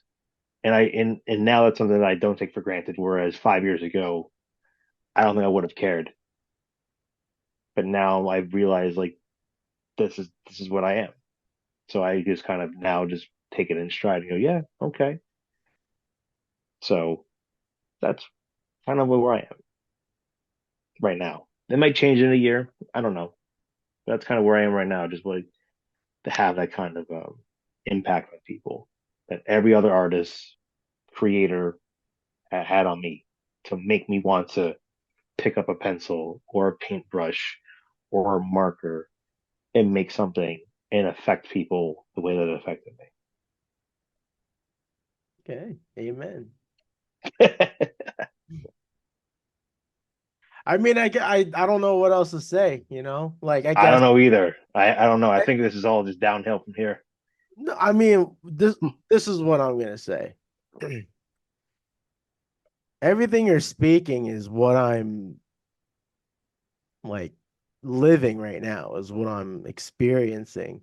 So I guess like I'm just kind of like, just I guess maybe I'm taken aback a little bit, just not in a bad way, but like, oh, like just hearing it from you, just coming from where you are right now, being, an educator and all that. Because like I thought about, we through conversation during Bitch Fest, like talking about, not doing events and stuff. Like, I mean, I can't remember what exactly you said, but I mean, you were kind of implying, I think, that you were just done with shows, but um, so I don't know, just like the way you're speaking now, it not that I'm saying like that you want to be doing events again, but like just like kind of like I guess I just got the the involvement Yeah, I got no. I have the itch. I want like I Oh, do. okay. I got the itch. But, right. But it's I think at the time though it's like I was so burnt out from doing shows Yeah. and not doing well at shows and just going and again like being bitter and looking around and going why is this asshole making more money than I am? Like we But have then the same. that's well, That was the whole. That you're was reprogramming that now. So that's right. yeah. Right. But I But had to go through that though. I had to like of be a course, dick and suffer through it and be like, okay, so like yeah. I yeah, I I miss shows not because it's a source of revenue, But but the like experience. the experience exactly. I get to hang out with you or Rickman or anyone else, seeing new artists, fresh artists out there, or just seeing like legacy characters and like legacy creators out there. I miss that. The camaraderie. This is my tribe. These are my people. I miss that so much versus here's some products I want to sell the part your money from. I like I would just sometimes I would rather just go attend a show not as a vendor but just as an attendee and just kind of walk around and see. I mean, I don't know. Like going to shows, yeah, I was definitely done. I get the itch every once like now it's like getting a little Yeah. bit strong, getting a little Well, bit because you stronger, know but what it is. We spoke about this the last time you were on here, talking about like community. Like people need a sense of community, you know? yes, And they when do. when you've just been away from that for however long, like yeah, you yearn for it, you know, and Yeah. like it's sad I can't remember all the things I talked about yesterday or the day before, whenever I recorded the episode. But I mean, that was a lot of the acknowledgement that I had is that the initially coming here, I did the focus was like being within the community, right? Being accepted. Right. And it took me a long time to like just like accept the fact like oh like well I have been accepted now, but then I just kind of was overreaching for more than that from the people, from the art community specifically. um you know I was searching for something that I now realize like I don't need it. Like it's good to be around it, but to need it is Right. becomes kind of not crippling but like almost uh damaging. um So, yeah, I mean, at the end of the day, though, it is good to feel like you have community, and when you're around it, and as many times as you need to be around it, it's like, yeah, it's good, it's healthy for you. I mean, like Yeah. it does something for the soul, you know, like because that's the thing. Like on weekend when I'm not working weekends, that's what I would do. I would, I'd see whoever is closest to me, or I would go visit markets and like say what up to whoever's working at the event. I mean here it's like it's saturated, so it's like all right, how many like I have a handful of events that I can choose from to visit because I know most likely one person or two people at each thing. Yeah, It's like a that's good. circuit. It's crazy. So but yeah, I mean, like if you're in an area where you have that accessibility, I mean, or like even like the internet, man. I hate like as much as I hate spending a lot of time on social media, I have a couple of great friends like across the globe that like I frequent so much it like more conveniently than you know Hmm. I mean, well, with you, it's different. We're quite frequent, but like, my boys, my hometown boys, Hmm. like, Yeah, yeah, yeah, like yeah. that's like such a rarity. Um, Unless we're sending reels, if that even counts. I mean, it somewhat counts, but I think you get what I'm going Yeah. at. But Yeah, we sense community, but you also, and here's the thing now, when you start realizing like the position you are in. You are a father of two now, and yes, you're working for like they're not excuses. It's really just acknowledgments. Like these are just things that you that is like part of your day to day. Yeah, Unless you change otherwise. So like the best thing you can do is like find ways to adapt and like find that like window of time to invest on like the art that you like just genuinely enjoy making because it brings right.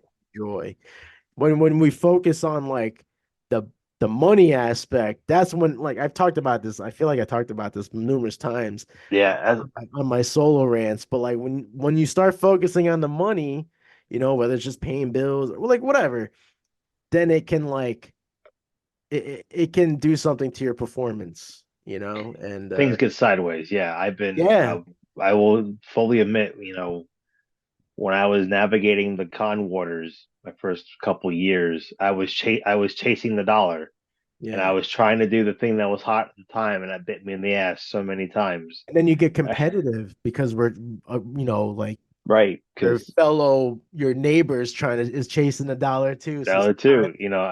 I still remember what changed my mind about a lot of this stuff was Baltimore Comic Con 2009. The Green Lantern movie just came out, and I had three Green Lantern drawings. You know how many I sold? Yeah, right. None, I know that feeling. none, nothing.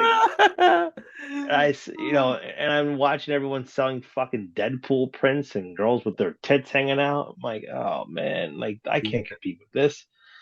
And that's when I remember the following year, 2010 was the first year I really started to make like profit at shows, not just like cover table, like actually like, make money, right? I remember I was driving from Pittsburgh back to New Jersey with my buddy John, and we were talking about again. I think we might have. This was Steel City show or like Pittsburgh Pittsburgh Comic Con. That's the one we were at. We were driving back, and we were just devising of like um idea. Like we were going over the show and the pros and cons, what we did well and didn't. And I remember telling John, I'm like, I want to do a Captain America print.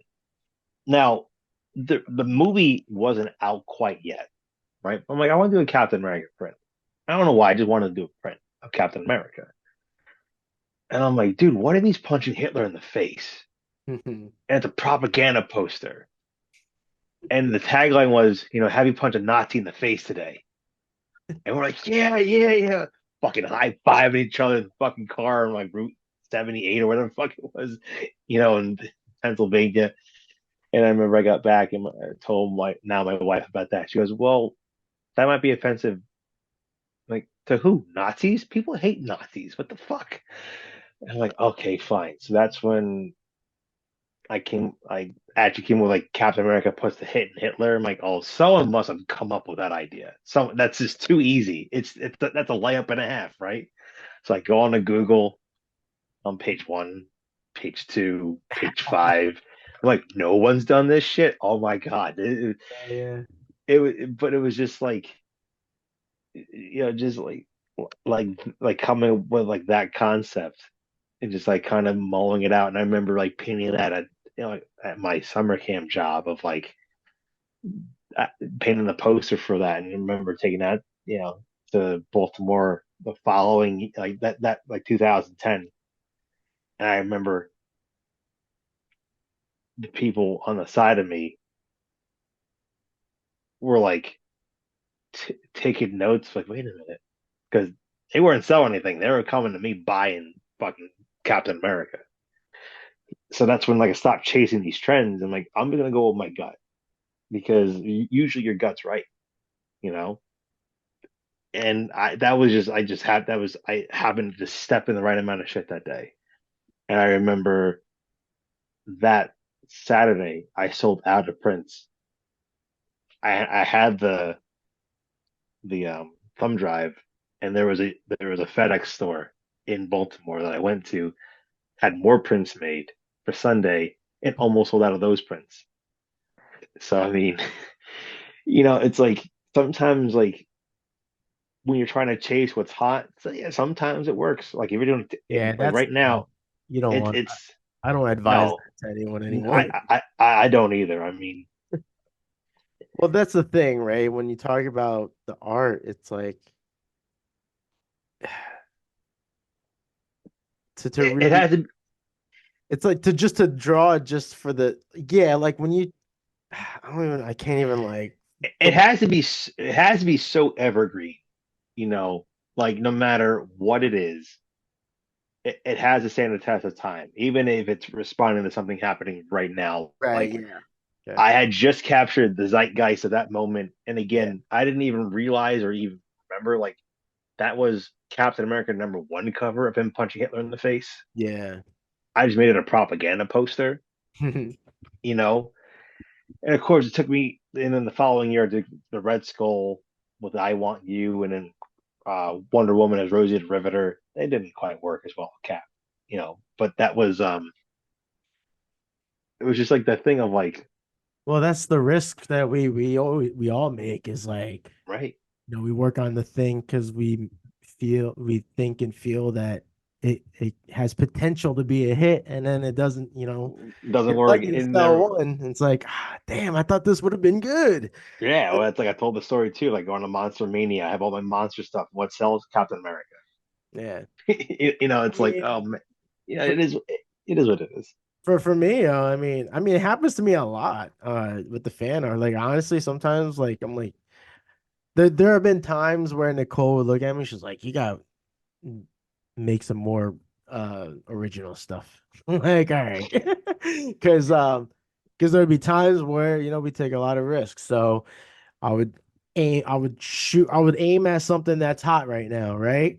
Follow the trend and then come to event day and it doesn't sell like other shit Hmm. sells. It's just so that's why I keep going back to like it's more than when you're making art. It's like What it's much drives you? deeper than what you may actually think it is. It's not just because it how it makes you feel. Like there's more to that. And it's more than just like because you like it or whatever. It's like there's probably more to it if you ask the right questions. And Hmm. then those answers is like how you can grab the audience or why the audience might, if that thing sells well, like maybe, maybe that's why. Like those deeper answers are what speak to the audience. But it's tricky. It's a lot of trial and error. Hmm. Yeah, it is a lot of trial and error. It's yeah. I mean, yeah, a lot of people still go through that shit, Oh yeah, you know. because like Unless the you have fan a art sells, then and then yeah, yeah, if you have a huge following, it's a different story because like yeah, people come to you hoping or expecting you to deliver, or they're just gonna love whatever you do, right? right. So, but when we're talking about like, you know, Like schmoes us, like us, it's us, like, yeah, it's a well, whole like different we just story. have to. That's why like I like going back to content. Like, what am I talking about in my content on that day? Like we're like not that day, but it's just like how do I want to connect with the audience? Like I'm not just gonna post this picture because I like it. Like I mean, there might be a couple of those, but when you dig deeper in, just and it doesn't have to be like philosophical, but when you just talk like I don't know, I think trying to think which one. I feel like one of the portraits I did recently got like, some good engagement. But I think like when you just kind of like this is what brought me here. Like this is why I had this portrait of this guy. And when you explain, you know, the source of it, why you like why you engage with it so much, that can, that might be able to build a connection with somebody. Maybe Yeah. not instantly, but over time. And I think that's what we all like. That's the misleading part is like, you know, when you put it up, like, unless you have a really great hook, but you're setting up yourself for disappointment when you put something up and expect it to do well. Like sometimes it might not catch. Again, Right. depending how well the hook is. We're playing the long game here. Yeah, it's a long game for sure. And again, it's And, gonna take a lot of and trial and error. Like I look at the insights for my because like I'm trying to, build up my YouTube channel. So I'm always checking out like, the stats for it. And yeah, I mean when you like see I mean I'm more consistent sharing short clips on there. But damn man, like sometimes I hit numbers in there and I'm like, I wish that did well on Instagram. Like I'm two, 2,000 plus views on, like whatever video it may be, but it only gets maybe 100 something on Instagram. It's tricky. Like you get it, yeah. but that's when you gotta like learn, you gotta like study like what is it that's grabbing people, like what is it about that video, or the picture, and you know just see like, all right, is there something else that's also grabbing that same type of attention? I mean, I'm really only thinking in terms of videos because, when you see that time retention, that says a lot, especially if you're, if it's like a time lapse video or just any type of video, people only watching first 15 seconds of a 30-second video. It's like, all right, what is it? I gotta study this video, see where people fall off, and then you just try to apply that to the next thing you do. Um, but that's all just easier said than done, of course. hmm So, so you asked me about my like ultimate goal and stuff.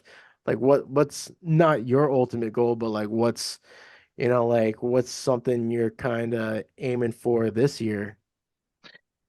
So with 2024, I had no choice. I'm going to finish this picture book that I'm working on with my coworker. So I have that.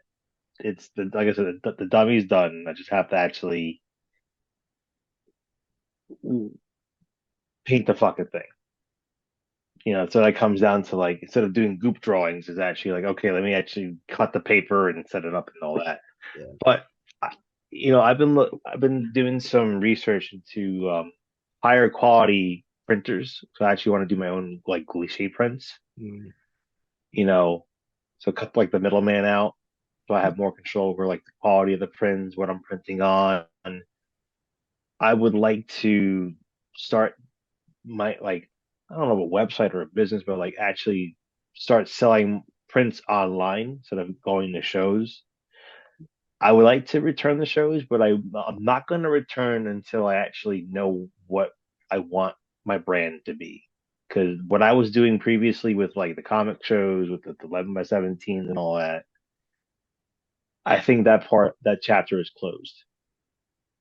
I would like to learn more screen printing because I think that's very viable. Ultimately, I'd like to do some like, rock posters, not Dwayne Johnson, but yeah. But like what about like in terms of the actual art, right? Like is it So honestly, I leave that open yeah, because I could tell you right now, I didn't expect to be Coco Beware and be the fucking Birdman 10 years ago. yeah. I I, I kind of let things as far as like that goes. It's on a ride. I would have never thought 5 years ago I would do like botanical stuff, like flowers and plants, and I've been kind of going more in that direction. But As why do far you as like, like why do you like to what is it about those that you enjoy? I think it's just like with botanical art, it's like the technicality of how it's executed. It's like the relaxing notion of like capturing detail and kind of it's the monotony of it. Yeah. For me, it's more relaxing to try to get the right shade of green or whatever it is. So if you Try to articulate that in a way it through content, that's how you can grab people's attention. It's just a matter of like how you describe it because they might find something very relatable about that, That's how people um it's just like pe people will resonate with like what you're saying. when you break it down that way, like, Right. especially like, art enthusiasts too, like people that like that technical stuff, like, oh yeah, man, like those people eat it up, Yeah. you know. Like I said, it's more in a way. It's like it's a constant like evaluation of like what I'm doing because I want to kind of strip things back down to bare bones and build up. However long that takes. So like for this year, it's just kind of getting my footing back and seeing what I want to do, you know, and just do I want to make this more of just a hobby? I would like not to. I would actually like to do more stuff. I think for me, I've been in such like myopic parent vision for 4 years. The pandemic didn't really help anything. Like just being stuck at home. Yeah. It's just more of like I need to just kind of sit down and just really just lay out all the cards out and go, what do I actually want to do? Because I think I've been struggling with that for a while, and there's no one answer like, oh, just go do more shows or do more paintings or do more drawing or paint more birds or do more monsters. It's kind of let's just clear the cash out. Let's just reboot the program and see what happens. And as far as like content of like what I end up making, I don't know. Yeah. I've kind of done a lot of different things in the last 20 years. I've done comic book stuff, I've done botanical stuff, I've done natural stuff, imaginative horror stuff, all different things. So it's just more of trying to just figuring out a direction and just going it, allowing for some detours. Again, at this point, like right exactly at this moment on February 9th, 2024, fuck if I know. I just know in the long end, like 5 years from now, like yeah, I would like to really have like more of a shop, have my own screen prints or whatever.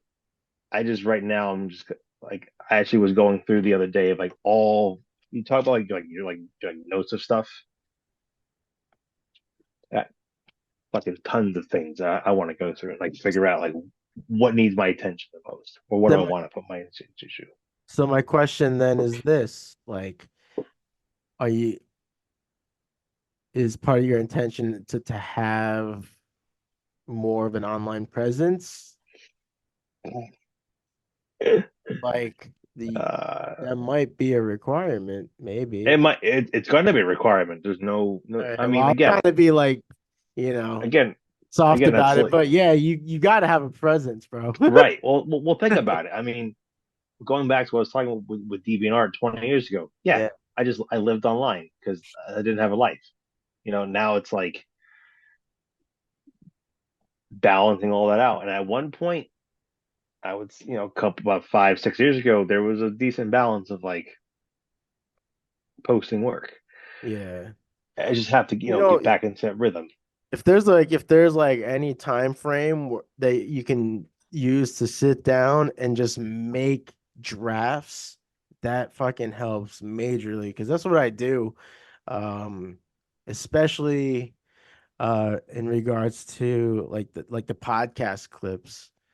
Like Hmm. I schedule the whole week with clips, and sometimes I do that with my art content too. Especially when I was like really diving in with like the more personal like type of content, not just like borrowing audio from like other reels. Like when I'm actually making content myself, um, I mean, yeah, it takes a lot of planning. There's a lot of stuff that goes behind it, but like in terms of posting is Hmm.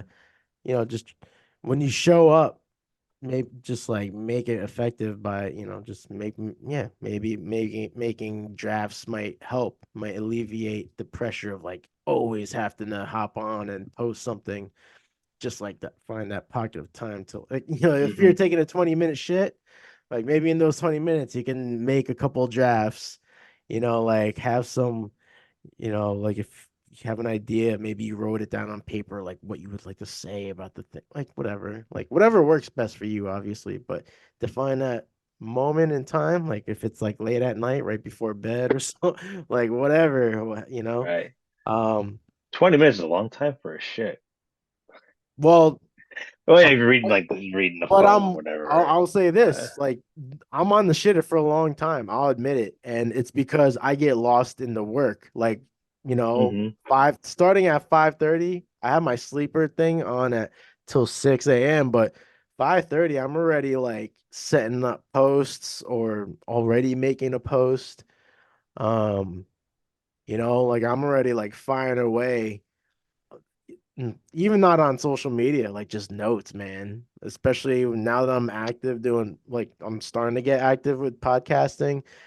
Once I start getting guests on, dude, oh my God, it's so hard to sleep at night because my brain is just thinking of like, possible, interesting topics to talk about, or like, where do I want to poke in the brain of the guest, like in terms of like when it comes to like creative endeavors, or like, hmm it's just like goes on and on, and then simultaneously I'm thinking about other shit. I might have like, I don't know, just there's a lot of shit that goes on in my head, like random music and stuff. Of Um, course.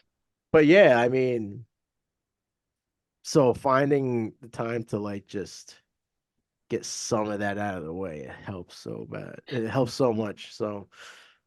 I mean, yeah, I'm not like I'm shit. I'm lucky. Well, not I wouldn't say lucky, but it's like almost a miracle if I'm up past 10 o'clock on a weeknight.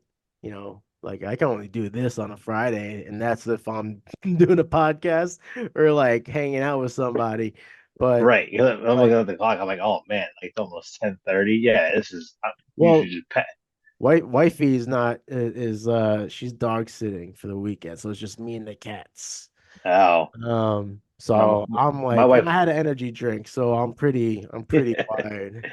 No, Um, my wife went to game night. I'm like, okay, so usually it's easier because now like I'm just kind of watching the kids and they're. yeah, I but mean, look, knocking on wood, they've been sleeping the whole time because usually by now Robin wakes up. something, yeah.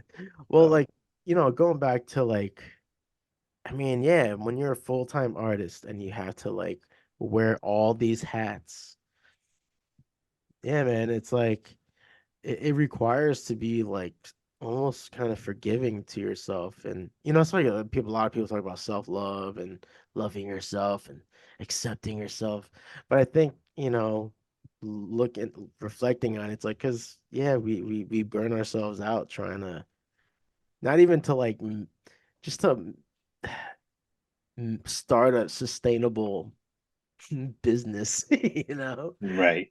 especially as an artist. So I mean, I don't even know where I was going with that train of thought, so I Uh, apologize. yeah, might be the perfect time to put the bow and be like, oh yeah, social media, I blah can, blah. well, I mean, I can keep going. I'm just saying, I, I know with the you social can. media talk, like I feel like we kind of got the point across. Yeah. I think, I don't know, like, like how did we even get here? I don't know. Let me go to the bathroom, then I guess we'll do some closing thoughts or whatever. Give me a second. You're about to do a 20, Nick. I'll fill the air. Nick's about to drop a 20. Uh, this would probably be a perfect time for him to draft a couple of posts for his Instagram account. Uh, let's go back to the topic of taking a shit and working on the shitter. Because yeah, I operate early, you know. And when I take my morning poos, uh, I try to make, and if when I take my morning poos and I'm on my phone, I make sure I'm productive. So that that is indeed when I create drafts and write notes, do research. I really do try to. be productive on my device. But on the flip side of being on your device while on the shitter is, well, you get hemorrhoids because you're pushing and you're just sitting on the toilet the whole time. Like, yeah, it can be a problem. So there's a lot of awareness that needs to be had when you're working on the toilet. Oh my goodness. I hope he's not taking a shit. I don't think he's gonna take I don't think he's taking a shit. So yeah. Oh, here we go. He's back. I think I did a good job filling that gap there. All right, I'm sober now, so we can keep going. No, no. No, Oh man. yeah, I don't know where I was going at. I guess like you kind of put me in the mind frame of, just the life of yeah, full-time artist and small It's business owner. right. It's not easy, which is why I copped out and teach. I mean, that's exactly it. Well, also, Because but yeah, the way you were driven though was different too. Like, there's a lot of factors you know, that resulted the way it did. So I think, having that awareness of it could make this second run maybe better, easier because, your focus is different. You kind of, you have different priorities and, so like I guess it was just yeah, I've been through the fire a few times. Like, okay, I've gotten some scars and some burns here and there, but I think as people, if you don't grow and adapt, you're doing something wrong. Mhm. I think ultimately it's like, yeah, I would love to go back and do more shows, but I can't go back to be the cap guy again, you know? No, well, you wouldn't Or want to. That's like when right, a comic comes back and does like old material. Like you, right, um, right. So that's where I'm like, in my mind, that's where I'm just having the most difficulty, and that's just kind of my own struggle of like, where do I want to go? How do I want to represent myself, my brand, my work? Because again, there is some. I mean, you're talking about like I said, some things I would like to do, and I've mentioned this before, like more kind of I don't want to say political stuff, more world conscious things. Like, yeah, there might be some things where you talk about spicy. Oh shit. yeah, but that's if you want Eh, to convey that through your art. right. That's right. Well, that's why I'm like, there's all different things and all different ideas I have. It's just kind of measuring out what do I want to do, how do I want to present it, all Yeah. that kind of stuff. So I mean, Well, it should also kind of go back to like, do you enjoy making that thing? It should also go back to that. Because that if you're should not I gonna enjoy it, enjoy it. like Right. it's gonna Oh yeah. I mean, thing is, I do enjoy a lot of that stuff. It's just some of it is like you have to go into a certain mindset, right, to create some stuff. Like sometimes if you have to, you know, if you want to beat monsters, you have to become a monster. You ever heard that expression from yeah, yeah, of course. so sometimes like some of the things I would like to do, I'm like, I have to get into a certain mind frame that I don't want to go on and explore, but sometimes you just have to, and it's painful and it's ugly, but sometimes it's just where you have to go to get what you need. Right. Well, you So should never go at a thing expecting the final product. Just to visit the thing, the task, whatever, is just to chip away at the stone, right? Like you're not approaching a boulder and hitting it with one crack and you get the diamond right away. You gotta keep chipping right, but, away. but sometimes I think sometimes the fear is if you go into the abyss, you're not going to come back. Mm, well, Sometimes depends on what you want to do. I don't know I'm what not the talking about. abyss is, so that's why I can't. Oh, right. Yeah, no. some things I'm like, I don't know. There's some different ways to approach it. So Well, are you saying like the abyss in terms of like like subject matter or like a topic or something? everything, not just the subject matter, because it's pretty. You can detach yourself from subject matter. It's just making it believable. That's where like, because like you believe in like the tech utopia stuff, right? You believe in all We're that talking stuff. about like original work. Or, Original. I'm not talking about like I'm drawing Godzilla. No, I'm not yeah, talking about that. yeah, Like original stuff that like comes from you. yeah, yeah. So sometimes it's like, yeah, you want to make things, or it's like, oh, that's painful. I don't want to revisit it, but it's like, you know what? You're gonna have to. If you want the best result, you're gonna have to dig deep and like get ugly. Yeah.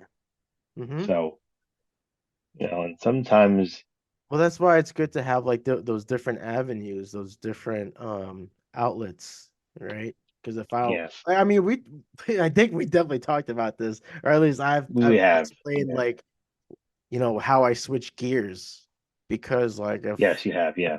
yeah, if I've been in the darkness too long, uh, either a food craving or some cartoons is gonna pull me out into the light. And like that's how I strategically, I guess, work creatively. But there's a thing that like we learn in the academy, and that is like you are the art. So, you know, that just kind of like is the, I guess, an umbrella statement for, what you create, like that you know, it's what you enjoy. It's going to be like what your messaging is, if it's on a serious matter or on a playful matter or positive matter, like, but it's a reflection of you, no matter how many ways you cut it, you know?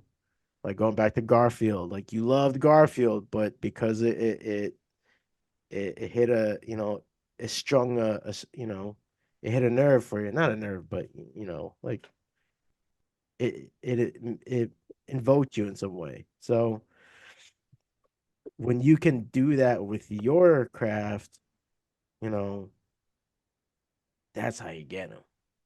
Mhm. You know, I don't know if any of that made sense. I'm No, trying it to did. hard to be like, Philosophical. not even philosophical, just better at words. Well, Instead of instead of bad at words, I'm trying to be better at words. well, no, I would have to say, like, out of all the shows we've done, podcasts, whatever, this has probably been the most succinct you've ever been. Oh, thank you. You're welcome. Like it's been, I was like really impressed. I'm like, oh shit, he's making a lot of good points, and like I'm the one dropping the ball here. I'm like, No, geez, just hammering. I'm like, and you're like, well, fine, sir. If you really explore the inside of your being, I'm like, oh, son of a god damn it, G, making me look bad. no. Well, look, I'll say this, man. I Dude, mean, it's a joke.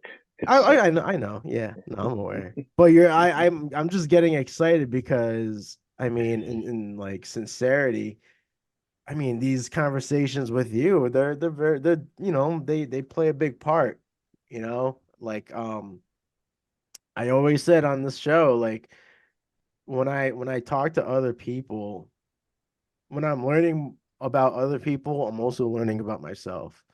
Um, and through conversations, whether you're agreeing on things or having disagreement on things, it can, it can just uplift you more. So yeah, if I'm like coming as cognizant as I am, I mean, I just attribute that to like all of the beneficial engagements I've had, conversations I've had with you, my friends in Sweden and in Portugal, because it's and just like connecting with I don't know, because like now I feel like my brain is start like jumping around, but just Right? Yeah.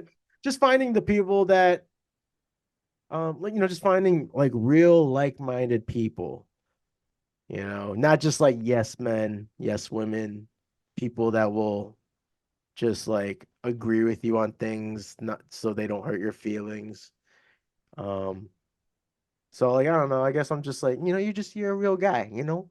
So Indeed. I don't know if there's anything like you could add to that, but I'm just No, at this point, my brain's like, do, do, do, uh, do, do.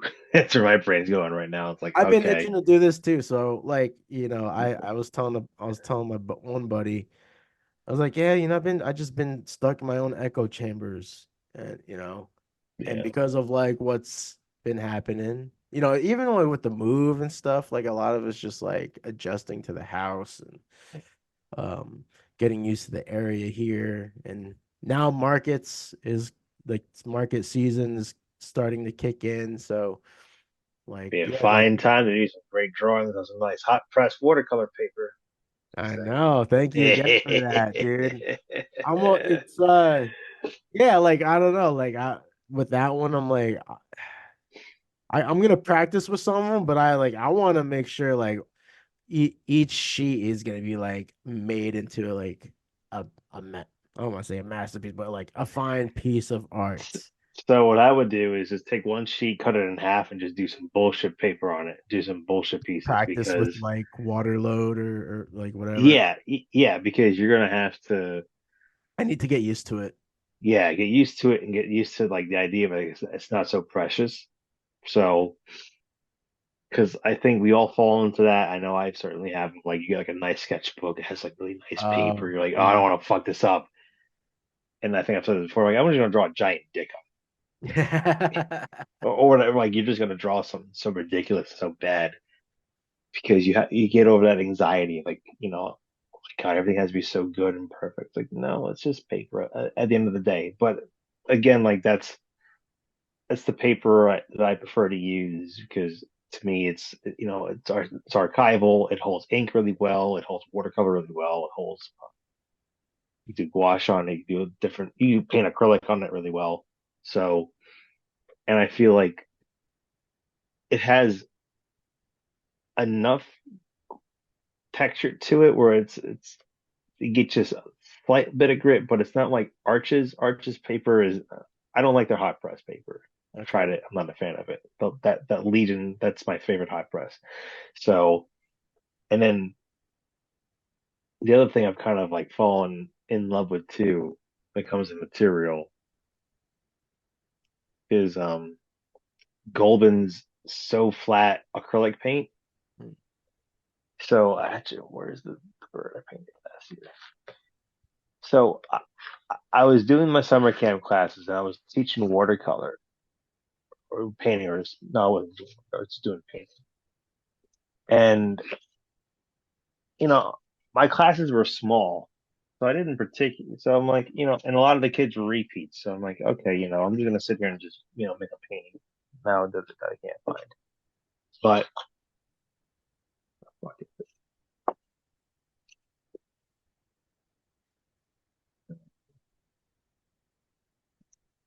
this is why I'm not a podcast host of over 160 shows over 4 years. I'm never prepared. It's funny because like while you're looking, I was gonna bring up something I didn't. Well, anyway, I was gonna Go say, ahead. I might consider because I have a nice gouache set, and I might start playing around with some gouache. So what gouache do you have? Gauche. However you say it, it's with Gouache. Gouache. What brand do you have? Uh, that's a good question. It might be. Does Golden? They make gouache, right? No. I don't know. Is it Golden? No, I don't. Golden does acrylic mainly. All right, it's not that. What brand is it? I would have to look. It's either, or maybe it's Windsor and Newton. No, Windsor Newton makes gouache. it might be that one then. They're I'd they're have to not look. they're not yeah they're not bad. They're not bad at all. I I just need actually to get used to just the medium itself. And that's a thing too. Like I don't I would like to be better about it, but to really just have, sessions where I'm literally just experimenting. I don't do enough experimenting. Everything is just like staying warmed up. Like I'm just always working on my particular uh style or technique or whatever. I need to fuck around with material more. And that Oh includes yeah, like so yeah, I mean, yeah, whether it's a half a sheet or a full sheet, like I'm a fuck, right? Because it's hot press paper, right? So I don't yeah, fuck around with that at all. So I just, I'm just saying this out loud, like that. Being aware of like I need to like play around with the paper. right. Because I was looking at like you're doing a lot of like watercolor and ink stuff. I'm like, well, you got to use hot brush for that because it's Yeah. going to hold the ink really well. It's going to hold the paint really well. So of course, I finally found it. So I was painting with these. I don't even know why I bought them, but I'm so glad that I did because this is like one instance where like I was honestly this was like just to kill time with class because I was there for 6 hours and I'm like I need to kill time. So I brought my the golden so flat matte acrylic paints. What I love about them is that they're nice, like they dry nice and fast, but also matte too. So there's not that acrylic sheen to it. Yeah.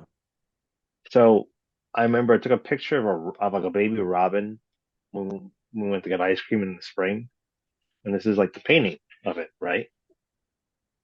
And You what I put love about this paint is that you can get really just mm, noodle and detailed with it.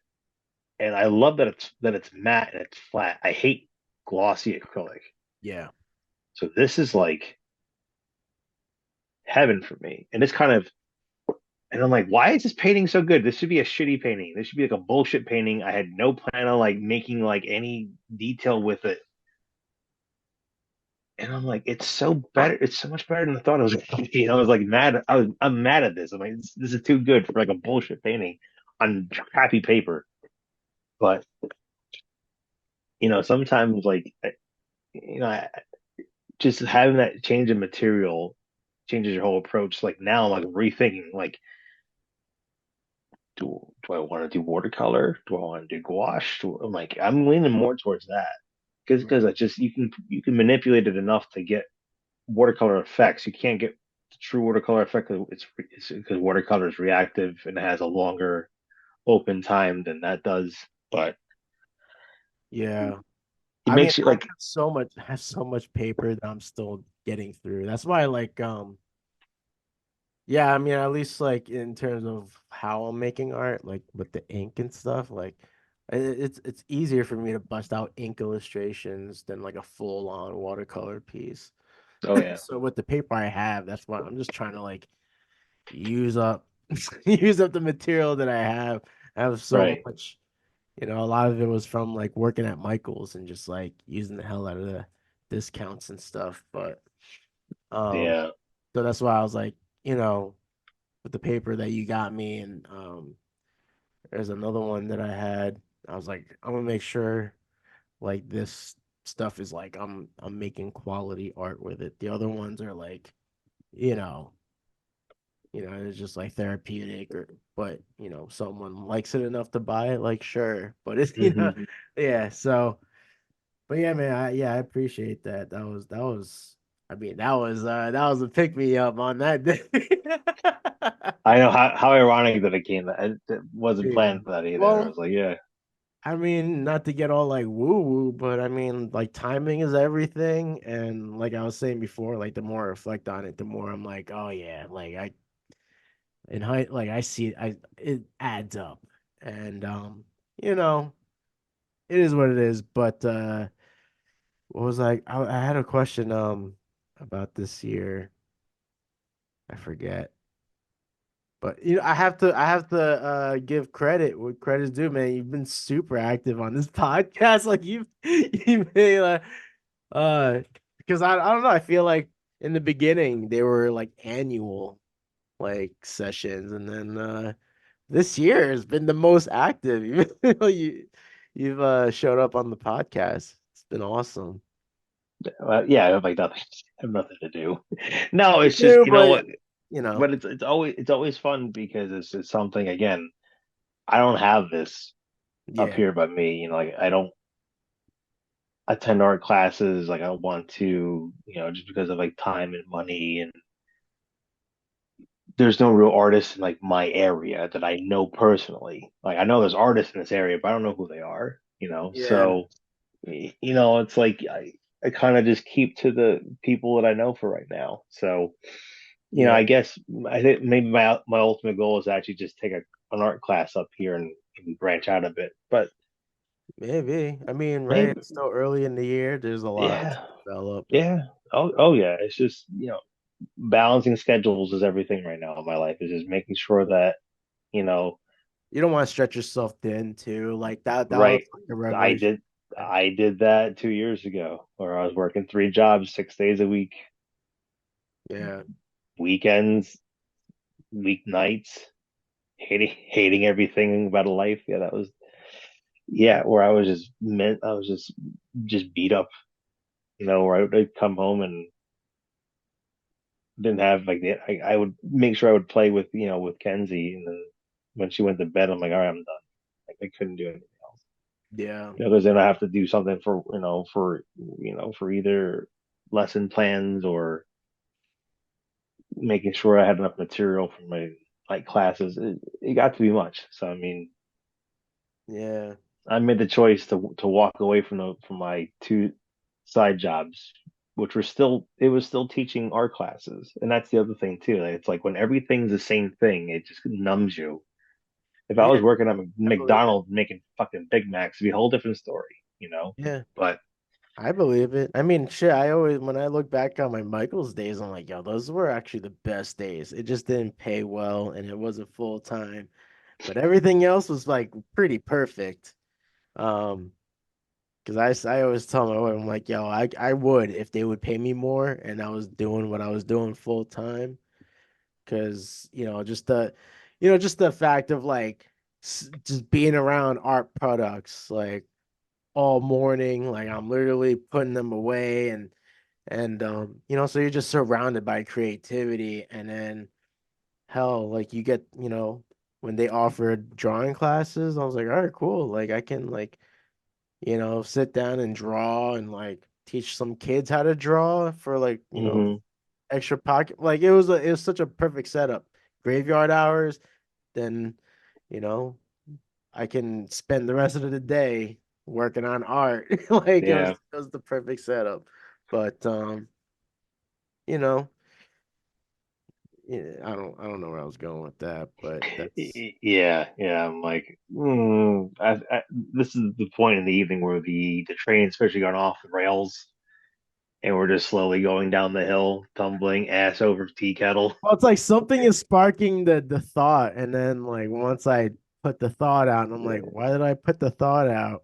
Oh, that But happens a lot. That happens a lot more often it's than we've gone great lengths for this, and yeah. there's a lot of jewels in it. Before we wrap it up, let me read these Yes. quotes. All right, go ahead. Yeah. So for the audience, we're gonna get into some meaningful quotes. I hope they resonate with you as they did for me at the time, which is now.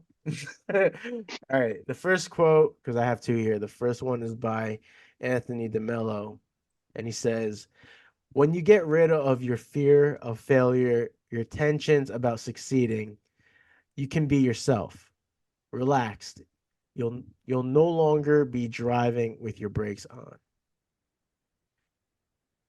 And the second quote, which is by Bruce Lee, is everything you do, if not in a relaxed state, will be done at a lesser level than you are proficient. That is all. Think about that. And anything you want to plug, anything you want to put out there for future audience members that might follow your account on Instagram?